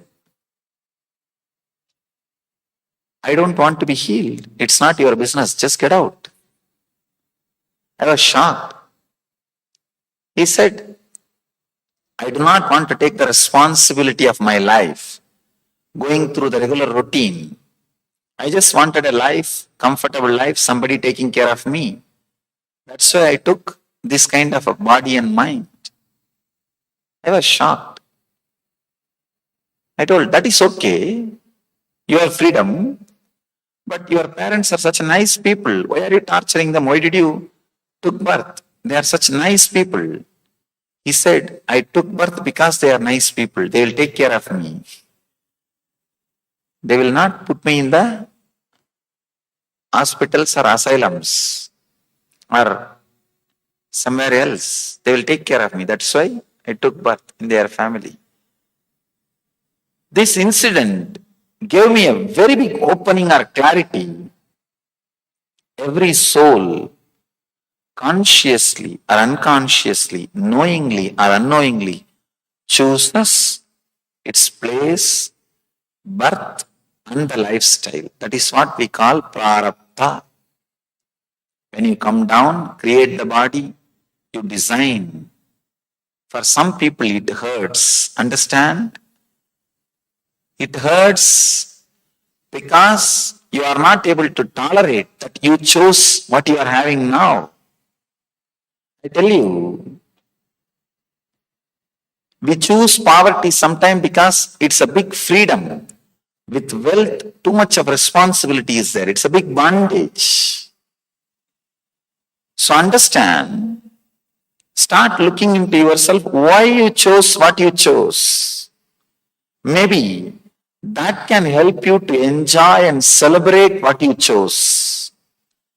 Instead of constantly turning your attention and awareness towards cursing and abusing what you chose, if you start looking why you would have chosen, what you would have chosen, you will see suddenly new things revealing and you are exactly where you wanted to be.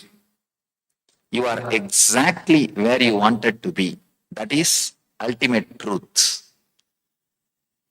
Whether it hurts or heals, truth is truth.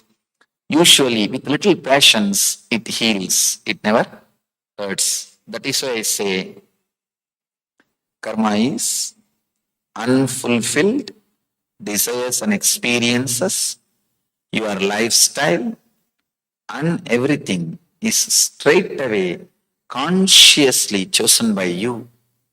And your present is the totality of the decisions you made in the past. Your future is going to be the totality of the decisions you are making in the present. So if you want, consciously you can alter, rearrange, edit, reduce, delete, or recreate. You have freedom. How to start meditation? At what age one should start meditation? You are in right place. You will have the answer in few minutes. We will enter into the technique. Come for tomorrow and day after tomorrow sessions too. We will be entering into the deeper and deeper levels of methods and techniques. We always dream because we are away from reality or try to achieve dream reality. If we do not dream, then what is life? This is one of the worst lie taught to you, because your universities and schools and societies are not able to teach you superconscious state. They taught you daydreaming state. Understand? Just because they are not able to teach, just because they compromise, let you not waste your life. Let you not miss the truth. Let you not miss the reality. Life can be lived without daydreaming, with superconscious vision.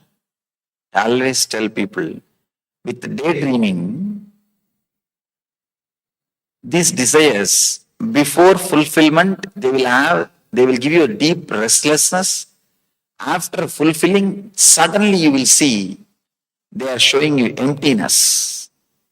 With vision, means superconscious lifestyle, thoughtless awareness lifestyle, before fulfilling, those visions will empower you, will show you the direction. After fulfilling, they will give you a deep satisfaction. There is a big difference between daydream life and superconscious life. There is only two choices. Either you will live a superconscious life or daydreaming life. If you are not living a superconscious life, be sure you are living a daydreaming life. But there is a great fear. If I stop daydreaming, how will I do next planning? How will I decide how to invest? How will I decide what my plans should be next? How will I invest? How will I decide what my life should be? If it is not there, what will you do? Sometimes, if your workers or subordinates convince you, without them your business cannot run. If you are convinced, they will start exploiting you. Same way, your mind has convinced you, without it, you cannot run your life. That conviction is what I call suffering. That is what I call the root of suffering.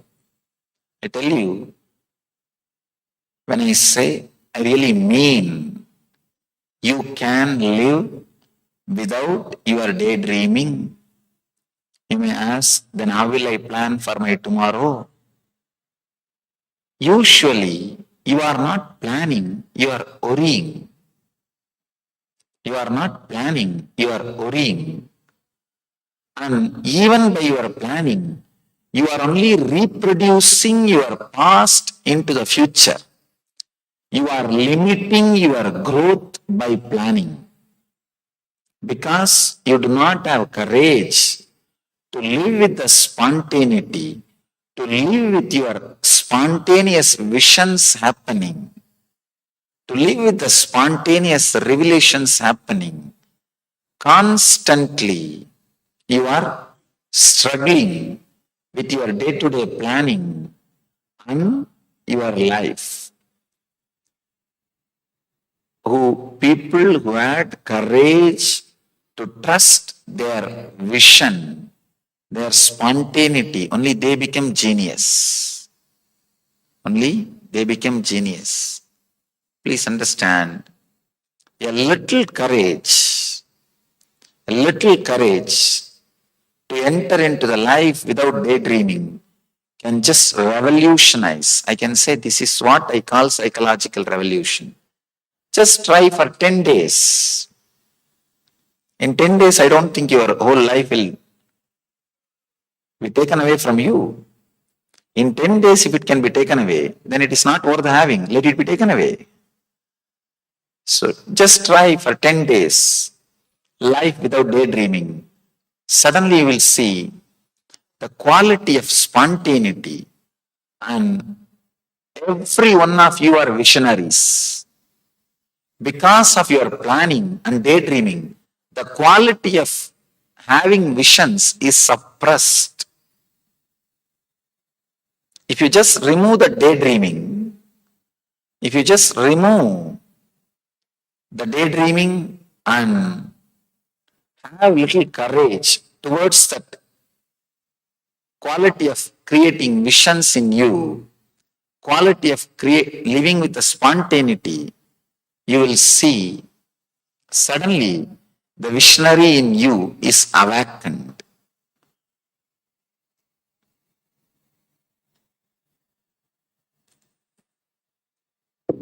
People who live with super consciousness never fail and miss in their decisions because the depth of dilemma or the oscillation, mood swings will be very less.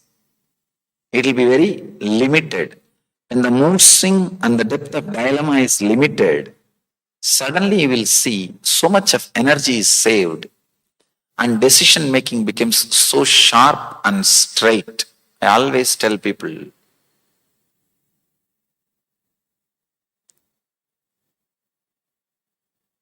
having freedom without intelligence is the worst suffering. Whenever this thousands of people are living in our ashrams around the world, when they don't listen to what I say, I tell them, all right, give him freedom. That is the worst suffering. That is the worst punishment. Just by the dilemma, he will die. Just by the dilemma, he will die. Nothing else needs to be done. Without intelligence, when the freedom is given, it will lead only to suffering. Our daydreaming is also nothing but dilemma. The intelligence is not there, but the freedom is there. That is what I call daydreaming.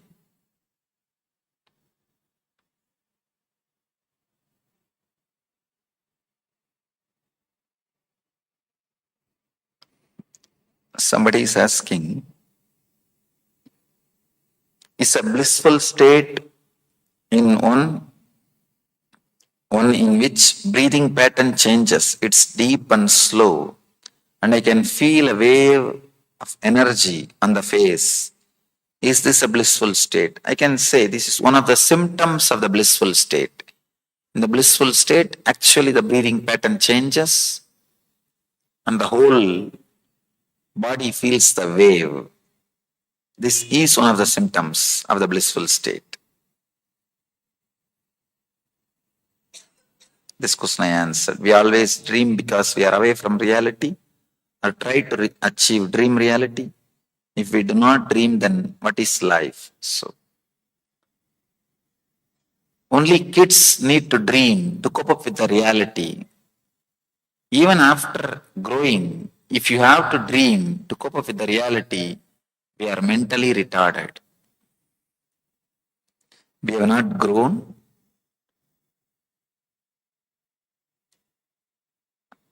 After the childhood or beyond the childhood. Can the experience of enlightenment be transferred through touch? Can I enter the Turiya state under the influence of the master? It is possible. From time immemorial, the first gift was always given by the push from the master. But to stay in that same state, you yourself should have gone through the psychological revolution. Ramakrishna was able to give only one glimpse to Vivekananda. But Vivekananda has to go through the psychological revolution to retain it.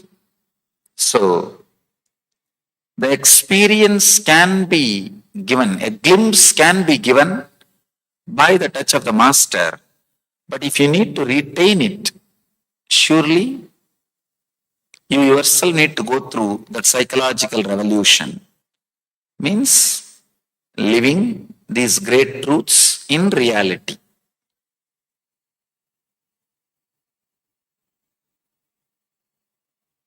If a person focuses on his work with intensity, does that person need meditation? This is again a hypothetical question. If a person focuses his work Nobody can focus without meditation. So if you think, if a person focuses, actually the question with if cannot be answered. The question with if cannot be answered. It is like a hiding. It is like if it is, the if it is cannot be added. If it is cannot be answered. Will meditation in the beginning produce any bad side effects? No. No side effect except bliss and health. Is there any meaning in the dream I am seeing? There is no meaning even in the world which you are seeing. What about the dream? Even the world which you are seeing has no meaning. So forget about the meaning of the dreams which you are seeing. People come and ask me, Swamiji, I saw this dream, I saw such and such a dream, please give me the meaning about it, explain. I tell them, the world which you are seeing is itself is useless. So why waste time in interpreting the dreams? There is something called placebo effect. Understand? If patient and doctor, both of them does not know, the medicine is given, if some color water is given instead of medicine, and not only the patient should not know it is just water, even doctor should not know it is just water. Both of them should be thinking it is a medicine, but the person gets healed. He gets the same effect of medication. This is called placebo effect. The same placebo effect, the reverse placebo effect. There is a theory, reverse placebo effect. But in the West, this calamity happens. In the East also it has started. Continuously advertising about some symptoms of disease. If you have a slight knee pain, it may be arthritis. Some 5-6 symptoms, a very broad symptoms if you give, and ask if you have any one of these symptoms, you have this mental disorder. You will see 95% of the people will start feeling that they have that mental disorder. No, it's true. Morning, slow lethargy, or irritation in your relationships, feeling like disconnected, or loneliness. If you have any one or all the symptoms, you have this mental disorder. Who will say I don't have? And these idiots go on preaching this nonsense. When these ideas are constantly told to the public, told to the people, they start believing that they do have that disease. Understand one problem? If there are 10 symptoms, and if you start connecting with the disease by saying you have one symptom, you will create all other 9 symptoms within few days. Because you are clearly, strongly believing you have that disease now.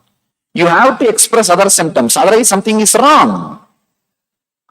You will start thinking, oh God, other symptoms are not there, then something is wrong with me.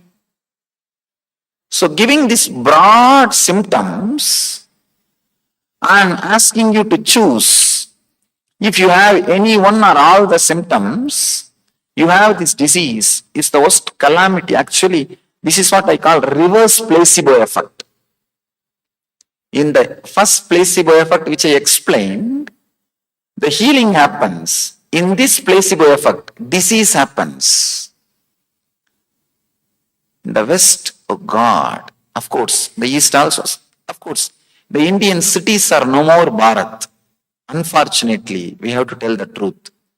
Geographically, maybe Bharat, but the great value, the great lifestyle is slowly anyhow. But at least if you have intelligence, stop allowing these thoughts getting into your system. Stop allowing, especially the symptoms related to mental disorder. See, every season, every once in 3 months, in the West you will see one new diagnosis. And you will see 30% of the country is suffering with the disease. And 27% of the country is suffering with the disease. I'm surprised. The moment you come out with some symptom, naturally what people will think, I think I have a little irritation. 2-3 times I shouted. I do have that symptom. You just connect with your activity and attitude and see if some one symptom clicks, then what happens? You start visualizing from next day, all other symptoms are there in your life. And you connect every incident in your life and see, and you have now, you are very clear, now you have the disease. So I feel the very idea from which we look has to be shifted, has to be changed. All they missed is the health, that's all. They missed an important idea, important truth. The healthy part of the human being they missed. Consciousness is the healthiest part of the human being. They are not interested in accepting that. Because if the moment they accept that, they give the hope to the human being, they can heal themselves. They don't need the help of somebody else. Then problem starts.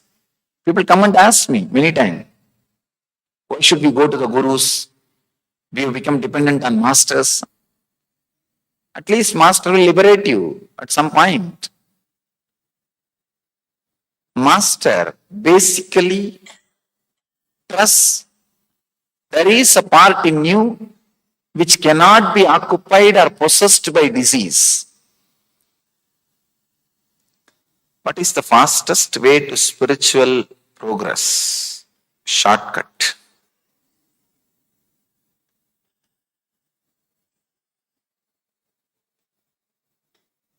If you want an honest answer, I should say, I don't know.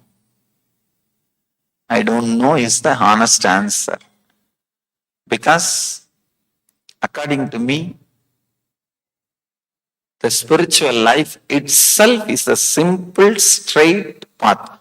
See, shortest distance between 2 points is a straight line. So there is no more, there cannot be any other shortcut. Shortest distance between 2 points is a straight line. So I can say, spiritual life is straight line. That is the straightest line. That is only shortest route.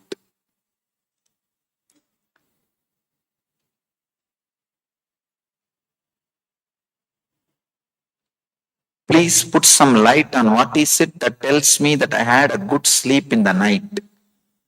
Maybe the time you spent in the deep sleep was more than time you spent in dream state. That is what you feel morning, that you had good sleep or rest.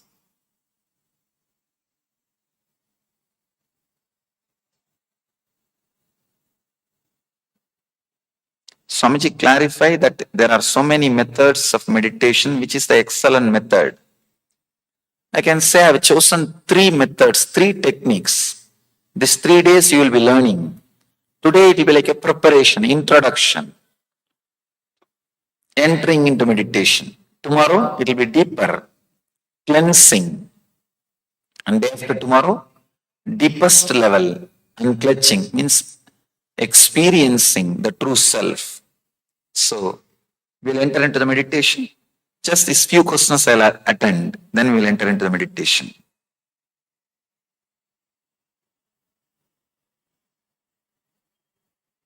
These are the questions. How long we can meditate at a stretch?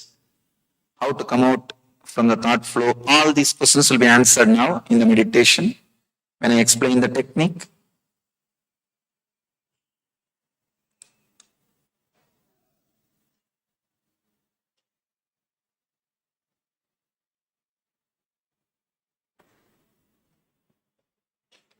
Many times dreams are considered to be the symbolizers of future happenings than what the dream is.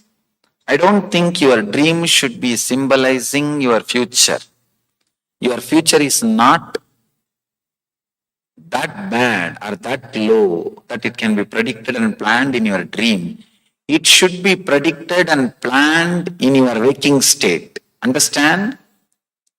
If your future is planned and predicted in the waking state, you know where you are going. If it is predicted and planned in the dream state, understand where are you going? Where are you heading? You don't even know where you are heading. I think it is very dangerous. Better not to be planning and predicting your future in the dream state.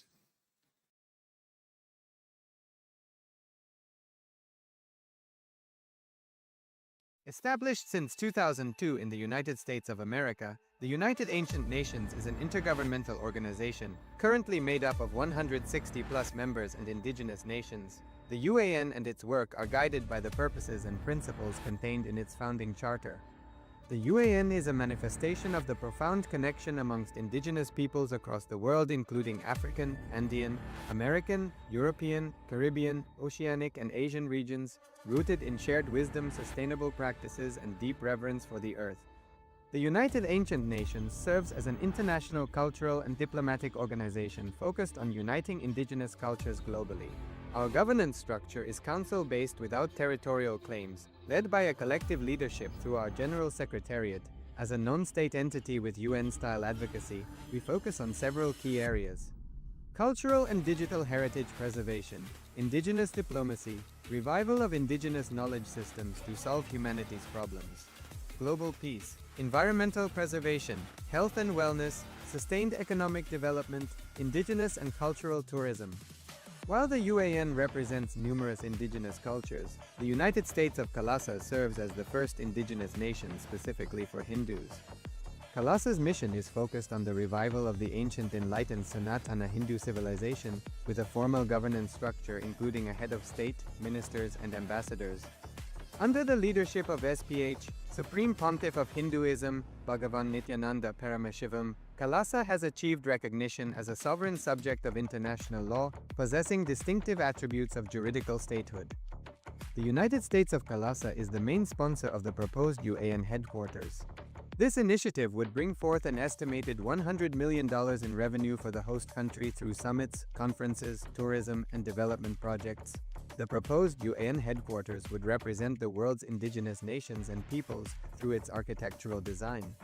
It would blend the best of all worlds, featuring top modern architecture, the highest green building standards, and ancient Vastu architectural principles.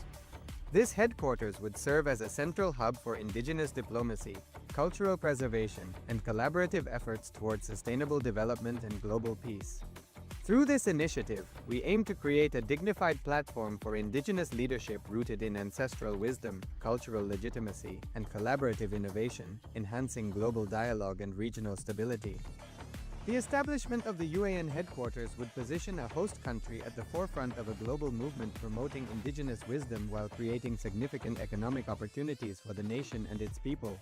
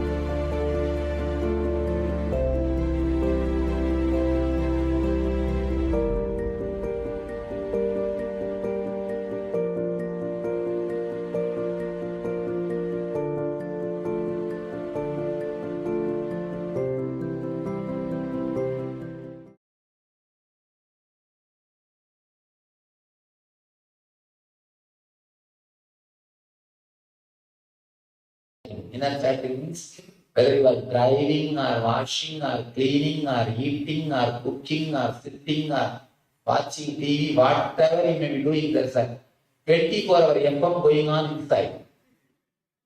24-hour FM going on inside. Talking. You don't know what is going on. Understand? Understand an important danger. You are nothing but the totality of your thoughts. Am I right? Unfortunately, you don't even know what you are thinking continuously 24 hours. Then how do you know about your life? People come and ask me, Swamiji, can you predict my future? I tell them, I only change futures, not predict. If I have to predict your future, what kind of a life you are living? What ugly kind of life you are living?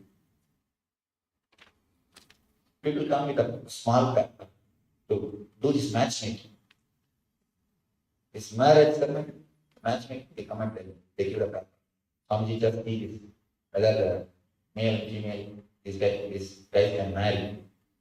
I tell them, oh God, if such a big decision can be taken with this small paper, your whole future is nothing more than this too small paper.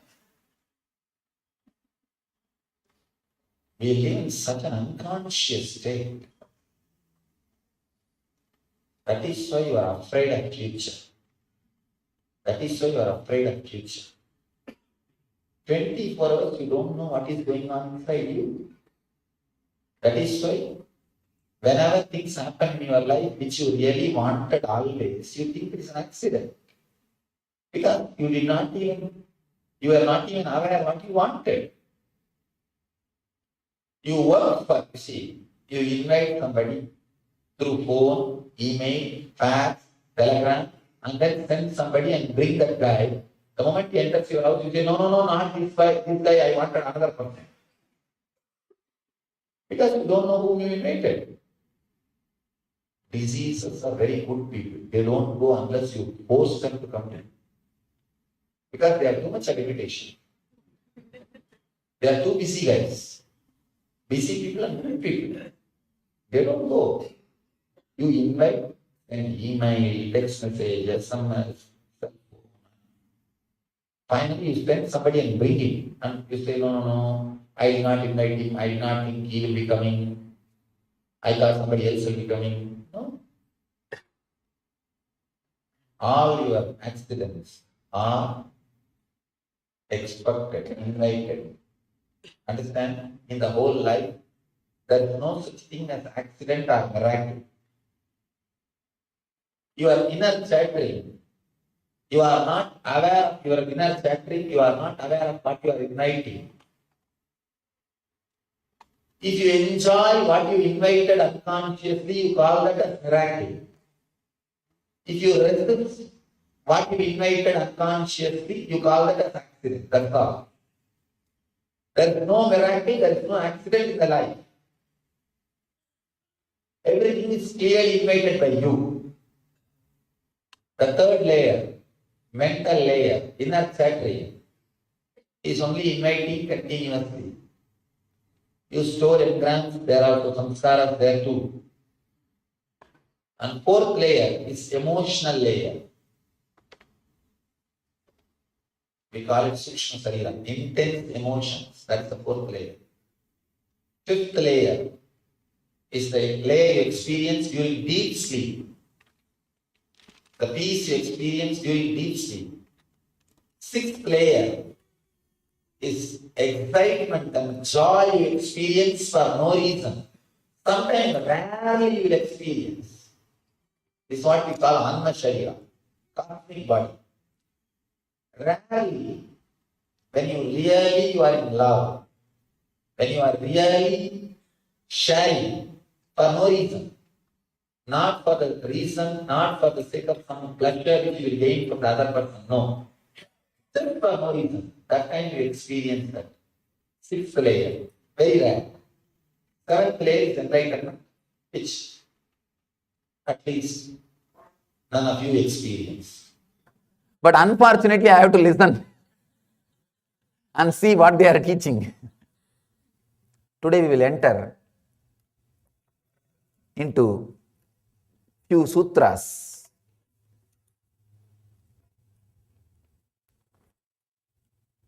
Let me read the sutra, then we will try to understand.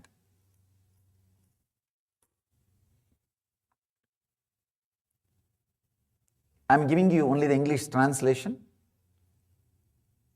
Blessed one, as senses are absorbed in the heart, reach the center of the lotus.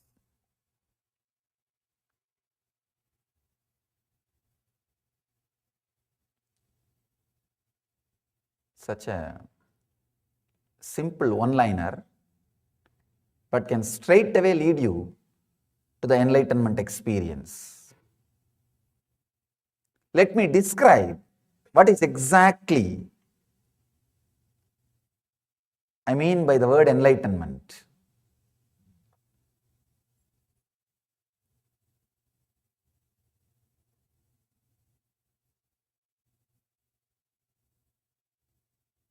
Ramakrishna says beautifully, whenever I try to explain exactly what is enlightenment, I am blocked. Of course, that is the truth. Maybe I can try to give one point of understanding. There will not be any movement of letter or word or a thought between your navel and the throat. The words will come only from the throat. I can say this is one of the precise description of enlightenment. There will not be any word or thought or syllable or sound movement between the navel and the throat. Means only when you are talking the words will be coming. When you are not talking, there will not be any words inside. Only the energy movements. Only the energy movements. Means there is no thought. There is no verbalization. There will not be any continuous inner chattering. Your inner chattering is the only thing which disturbs your whole life.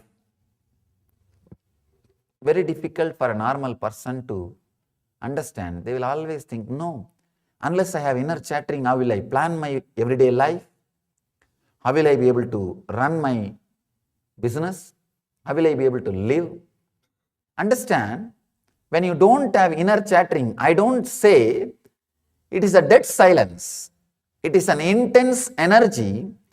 Whatever needs to be done comes out as a full, complete visualization. For example, what you need to do tomorrow, if you have the inner chattering, it will come line by line. Morning I will have to get up. Then I will have to go to my office.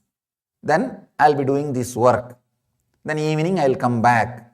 Then I may have this program, that program. Like a linear way, one by one it comes out. When you don't have inner chattering, just you are with yourself, the whole visualization comes out as a one statement or one information. That is what we call intuition. When you go through the logical process, it is called inner chattering. It is intellect. But when you don't have that inner chattering, things starts expressing in you intuitively. Straight away you know. If you have to, the tomorrow routine, if it gets downloaded into your system, you know clearly. First, next, third, fourth, fifth, sixth, everything will be presented to you straight away. I don't know whether I conveyed it completely. I am trying. You can try to understand how without verbalization enlightened beings are working. if you had the fortune of living around some enlightened being, of course, very difficult. It is very difficult because one visualization which comes to me has to be translated into action, means at least 200 verbalization, verbal instruction has to be delivered.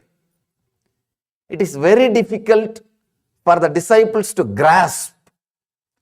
That is why there is constant fight between me and my disciples. From morning I come out of my room till I go back to my room. No, sorry, till I sleep, because I'll be in the chat also.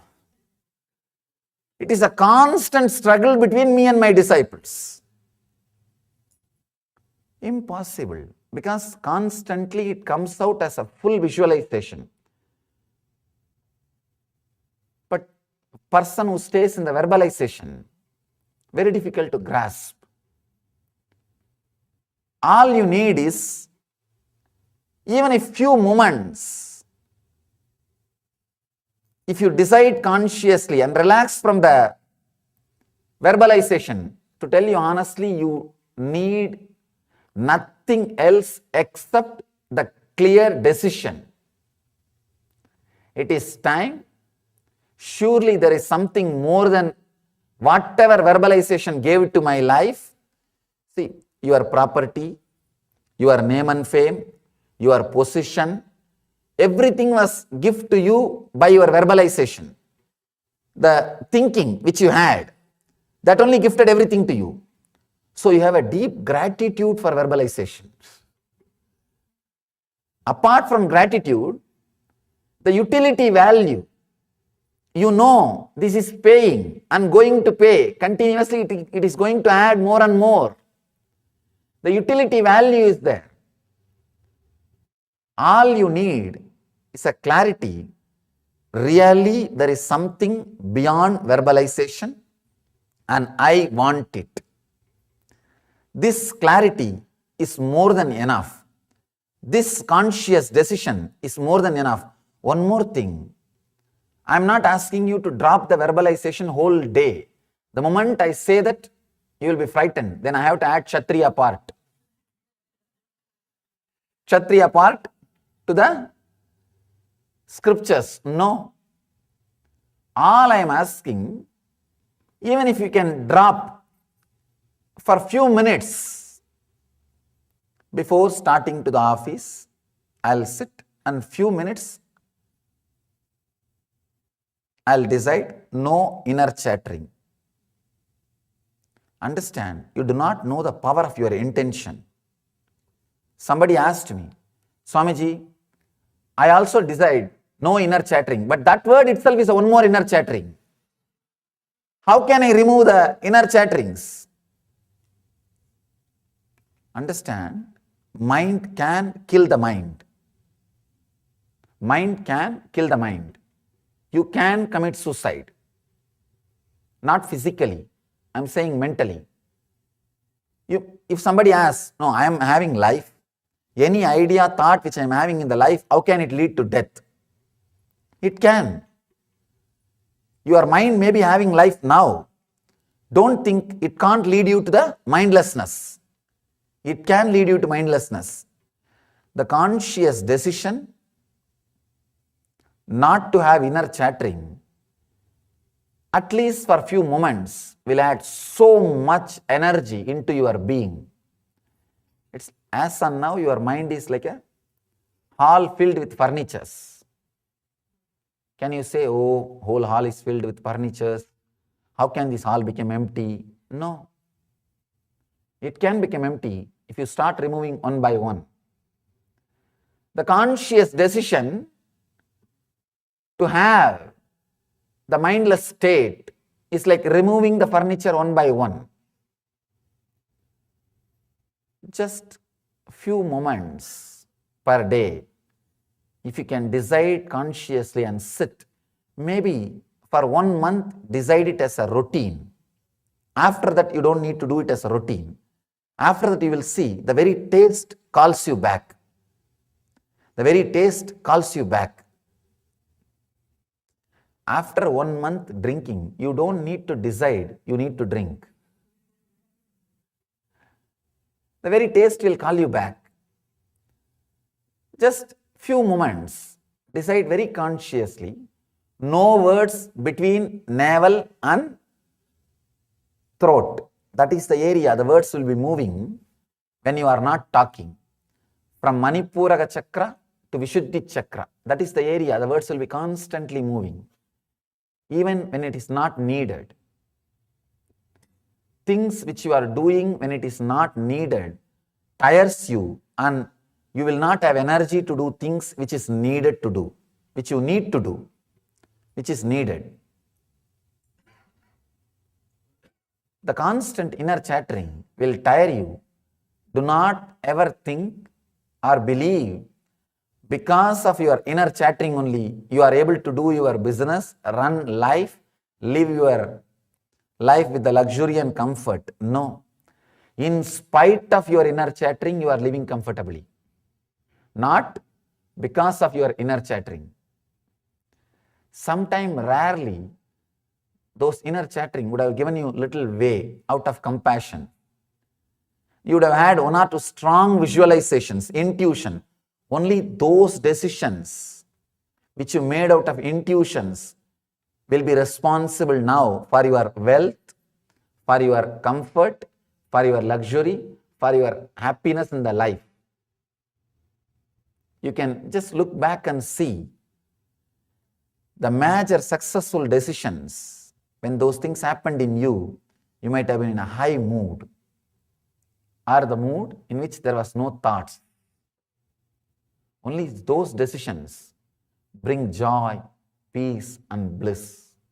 Understand, enlightenment means not having any letter, word, sound, vibration between navel and Vishuddhi.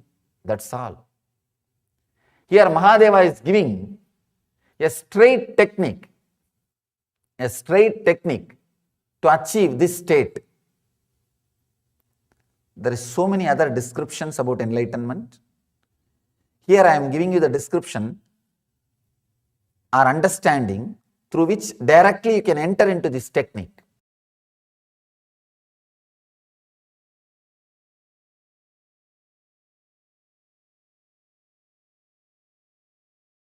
Inner chattering means whether you are driving or washing. Established since 2002 in the United States of America, the United Ancient Nations is an intergovernmental organization currently made up of 160 plus members and indigenous nations. The UAN and its work are guided by the purposes and principles contained in its founding charter. The UAN is a manifestation of the profound connection amongst indigenous peoples across the world, including African, Andean, American, European, Caribbean, Oceanic, and Asian regions, rooted in shared wisdom, sustainable practices, and deep reverence for the earth. The United Ancient Nations serves as an international cultural and diplomatic organization focused on uniting indigenous cultures globally. Our governance structure is council-based without territorial claims, led by a collective leadership through our General Secretariat. As a non-state entity with UN-style advocacy, we focus on several key areas: cultural and digital heritage preservation, indigenous diplomacy, revival of indigenous knowledge systems to solve humanity's problems, global peace, environmental preservation, health and wellness, sustained economic development, indigenous and cultural tourism. While the UAN represents numerous indigenous cultures, the United States of KAILASA serves as the first indigenous nation specifically for Hindus. KAILASA's mission is focused on the revival of the ancient enlightened Sanatana Hindu civilization with a formal governance structure including a head of state, ministers, and ambassadors. Under the leadership of SPH, Supreme Pontiff of Hinduism, BHAGAVAN Nithyananda Paramashivaham, KAILASA has achieved recognition as a sovereign subject of international law, possessing distinctive attributes of juridical statehood. The United States of KAILASA is the main sponsor of the proposed UAN headquarters. This initiative would bring forth an estimated $100 million in revenue for the host country through summits, conferences, tourism, and development projects. The proposed UAN headquarters would represent the world's indigenous nations and peoples through its architectural design. It would blend the best of all worlds, featuring top modern architecture, the highest green building standards, and ancient Vastu architectural principles. This headquarters would serve as a central hub for indigenous diplomacy, cultural preservation, and collaborative efforts towards sustainable development and global peace. Through this initiative, we aim to create a dignified platform for indigenous leadership rooted in ancestral wisdom, cultural legitimacy, and collaborative innovation, enhancing global dialogue and regional stability. The establishment of the UAN headquarters would position a host country at the forefront of a global movement promoting indigenous wisdom while creating significant economic opportunities for the nation and its people.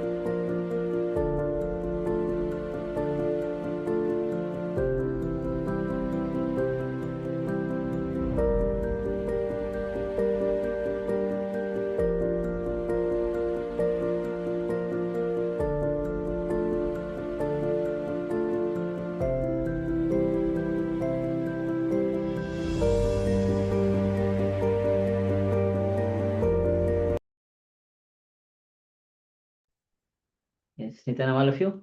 So in a chatter which goes on and on and on, and this is the cause of our all the disease and everything, because and Swami says that if we can live, because life happens without our inner chatter. Our life runs without inner chatter. So having that declaration, constant, that internal declaration that you can live without the inner chatter, will simply liberate you. Simply, all your inner chatter will drop down. Your mind will dissolve into that nirvikalpa samadhi. So with this, we'll be now entering into a technique. Before understanding that, before the technique, let's understand what is the real aim of life. That this is a question that we need to ask to ourselves. Is it to earn more? Many people around the world, if you look around, they are earning more and more money. They have money, but they want to earn more. But is this the real aim of life? Many people are trying to stay younger, healthier, and beautiful. If you just look around, whether it is through gym or various other methods, beautifying themselves, they want to look young, they want to look healthy, they want to look beautiful. But that's not wrong. But is that the real aim of life? Many people enter into the relationship. One relationship gets broken, they enter into the other relationship. And whether it is various kinds of relationships are fine. We enjoy the relationship, but is that the goal, the real aim of life? Many people around the world are improving their personality through various ways, whether it is their speaking skills, personality, the way they look, the way they present to themselves, and in so many other ways, they are trying to improve their personality. But is that the real aim of life? Like this list goes endless for each individual. There will be some specific goals, some specific for many goals that each one of us will be having. Okay, so now let us enter into this technique, into this process. In this step 1 of this process, this technique Swamiji has picked up from Tibetan Buddhism and given to all of us. If you can sit in Vajrasana, which means sitting on your knees are folded in and you're sitting on your knees. If you cannot sit comfortably wherever you're sitting, on the chair or on the sofa, whatever that may be. The first step, keep your head, neck, and spine in a straight line.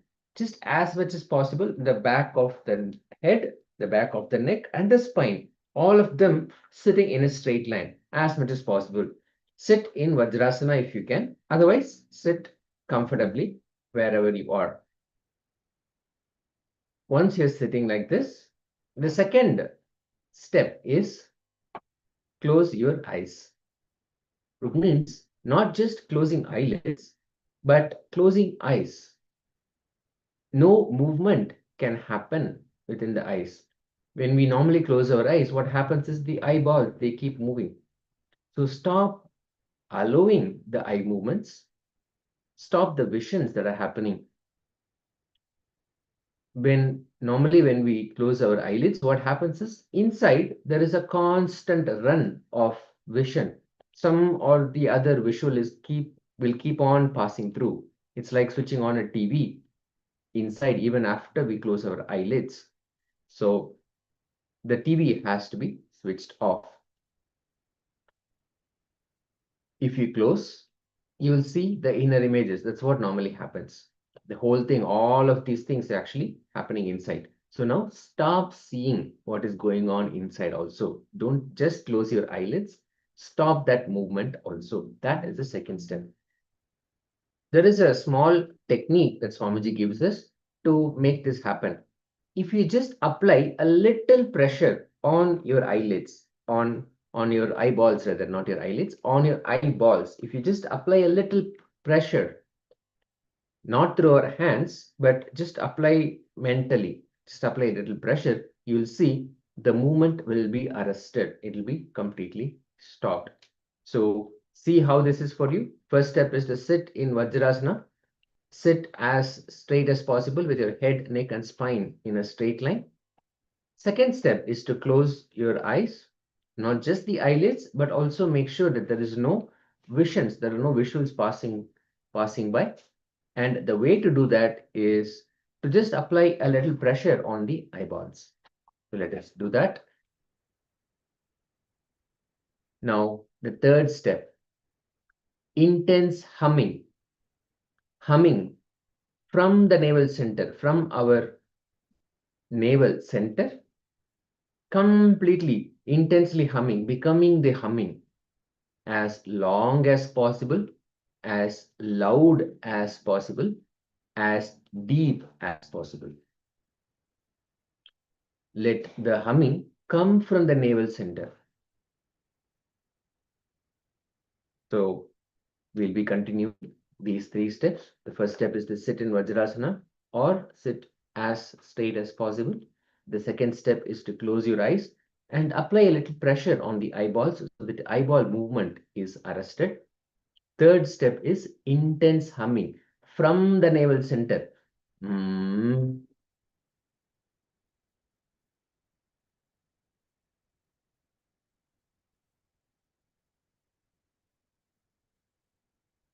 As long as possible, as loud as possible, and as deep as possible. Let it come from the navel center, not just from the throat, but let it come from the navel center.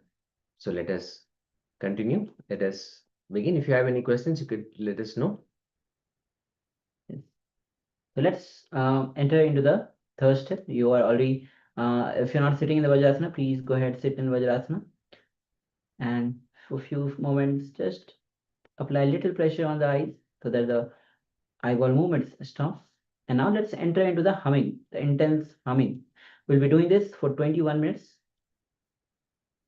So let's enter into the intense humming from the navel center. Let's begin.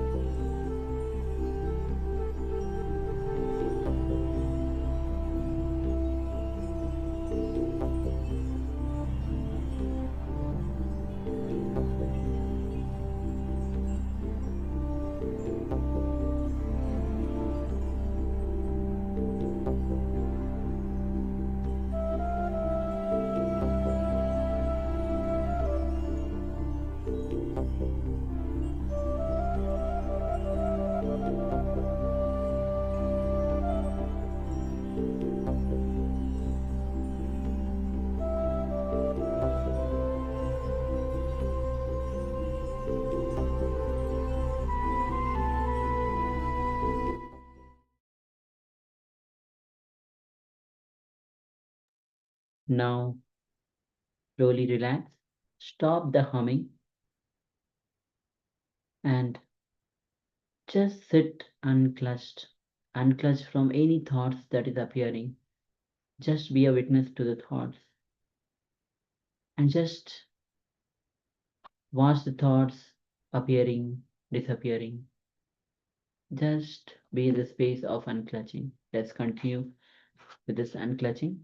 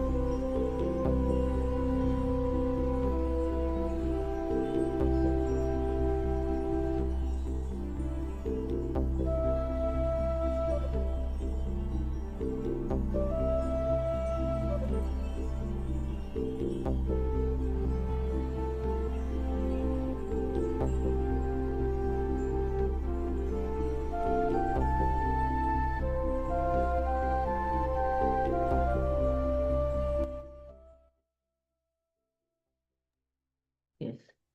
Now slowly, very slowly, you can relax from this unclenched face. Slowly, very slowly, come out of this intense humming and clutching. Now let's enter, or let's sound was revealing on the power of inner space. Let's have little understanding that how our inner space is the most unused natural resource. Yes, it is not any other resource. It is the our inner space which is the most unused natural resource. Yes. And what we call as miracle and what we call as accident. If something happens which is beyond our logic, we either call it a miracle or an accident. The only difference is if the effect of that incident is favorable to us, if it is desirable, then we call it a miracle. If the effect is not desired by us, if it is not of direct benefit to us, then we call it as an accident. So, miracle and accident are both the same happening, except we call it differently. In our inner space, if we know how to use that inner space, then we'll be constantly creating miracles, which means we'll be constantly creating happening, which is of direct benefit to us. So, when we purify our inner space, that becomes the direct plan for making miracles happen.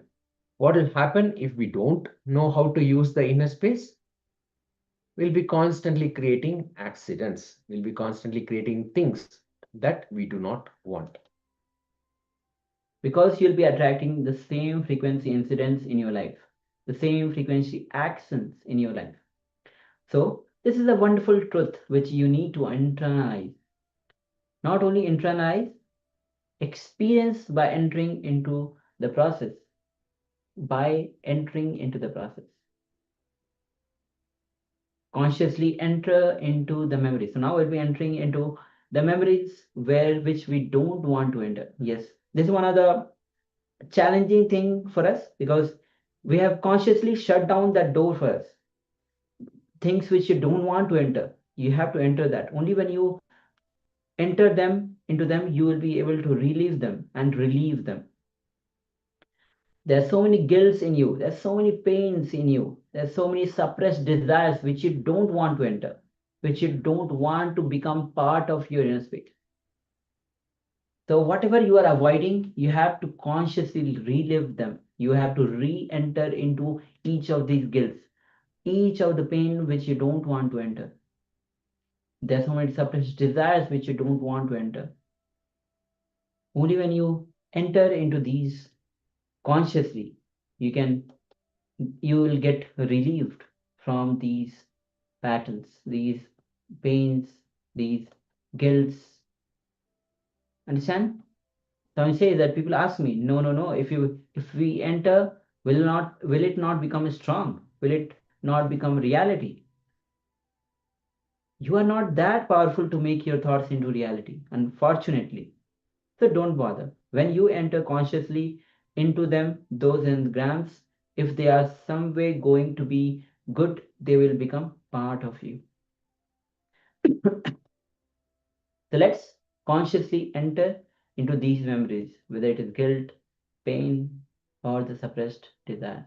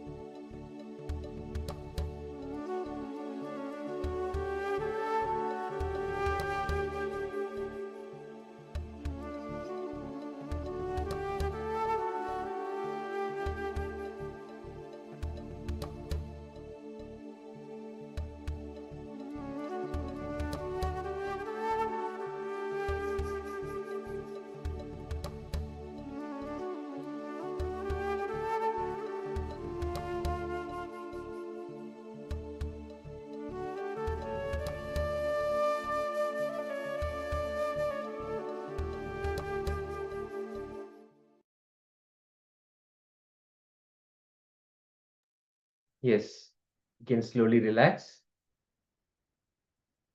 You can slowly relax from the process. It's a powerful process to consciously enter into all the memories that we normally avoid.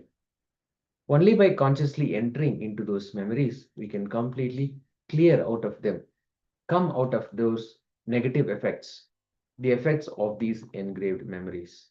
It's a powerful process that Swamiji has given us. If you have anything to share, you can go ahead and share with us how it was to go through the process. Were you able to do intensely, go into those memories? May not be an easy prospect to go into memories that we're actually trying to avoid. The guilt, the pain, the desires, even the ones that we feel are not needed for us, and we are afraid to get into because we don't know what will happen. But when you consciously go through them, you will see that you will completely relieve out of them. So with that, if you have any questions or if you have anything to share, please go ahead while we move into the next segment, which is the power manifestation. So today we'll be doing the power of thought current scanning. So before we move on to it, let's enter into the task pramana, which is the scriptural reference for manifesting this thing. The power of thought current scanning. And the verse goes as Jnanam cha pratimam tasya trikala vishayam bhavet durashruti duradeshitah Svechaya kagatam rajet. Bhagavan Parameshwar says he gets immeasurable experiential knowledge, knows the past, present, and future times, has Duradrushti, the power to listen to anything at far off, great distance. Duradrushti, the power to have direct vision of anything at great distance, anywhere. Khagatam, power to walk, move in air by own will like a khaga, flying bird. An ability to speak on an unknown object, omniscience.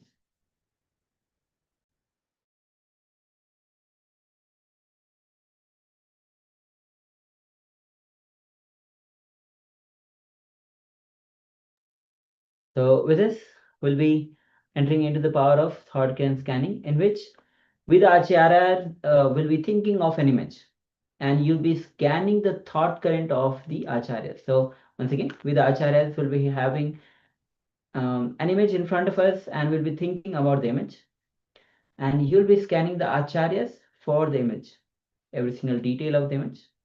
So let's get ready to enter into this round of power manifestation. You can sit with your head, neck, spine in a straight line,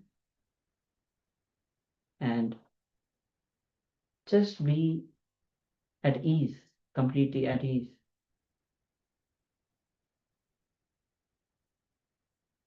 That intense declaration to be in oneness with Swamiji, intense declaration to be in oneness with Paramashiva, to manifest the state, space, powers, and being of Paramashiva.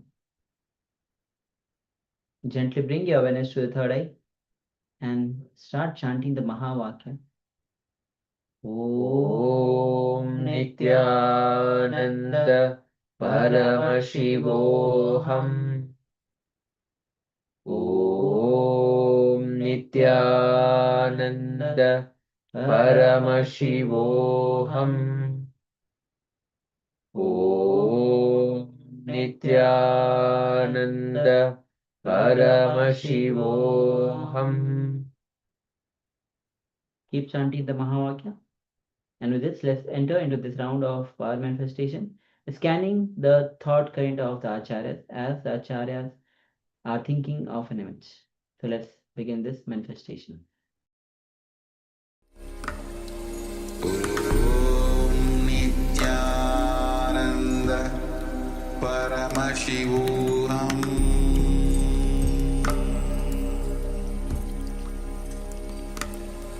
Om Nithyananda Paramashivoham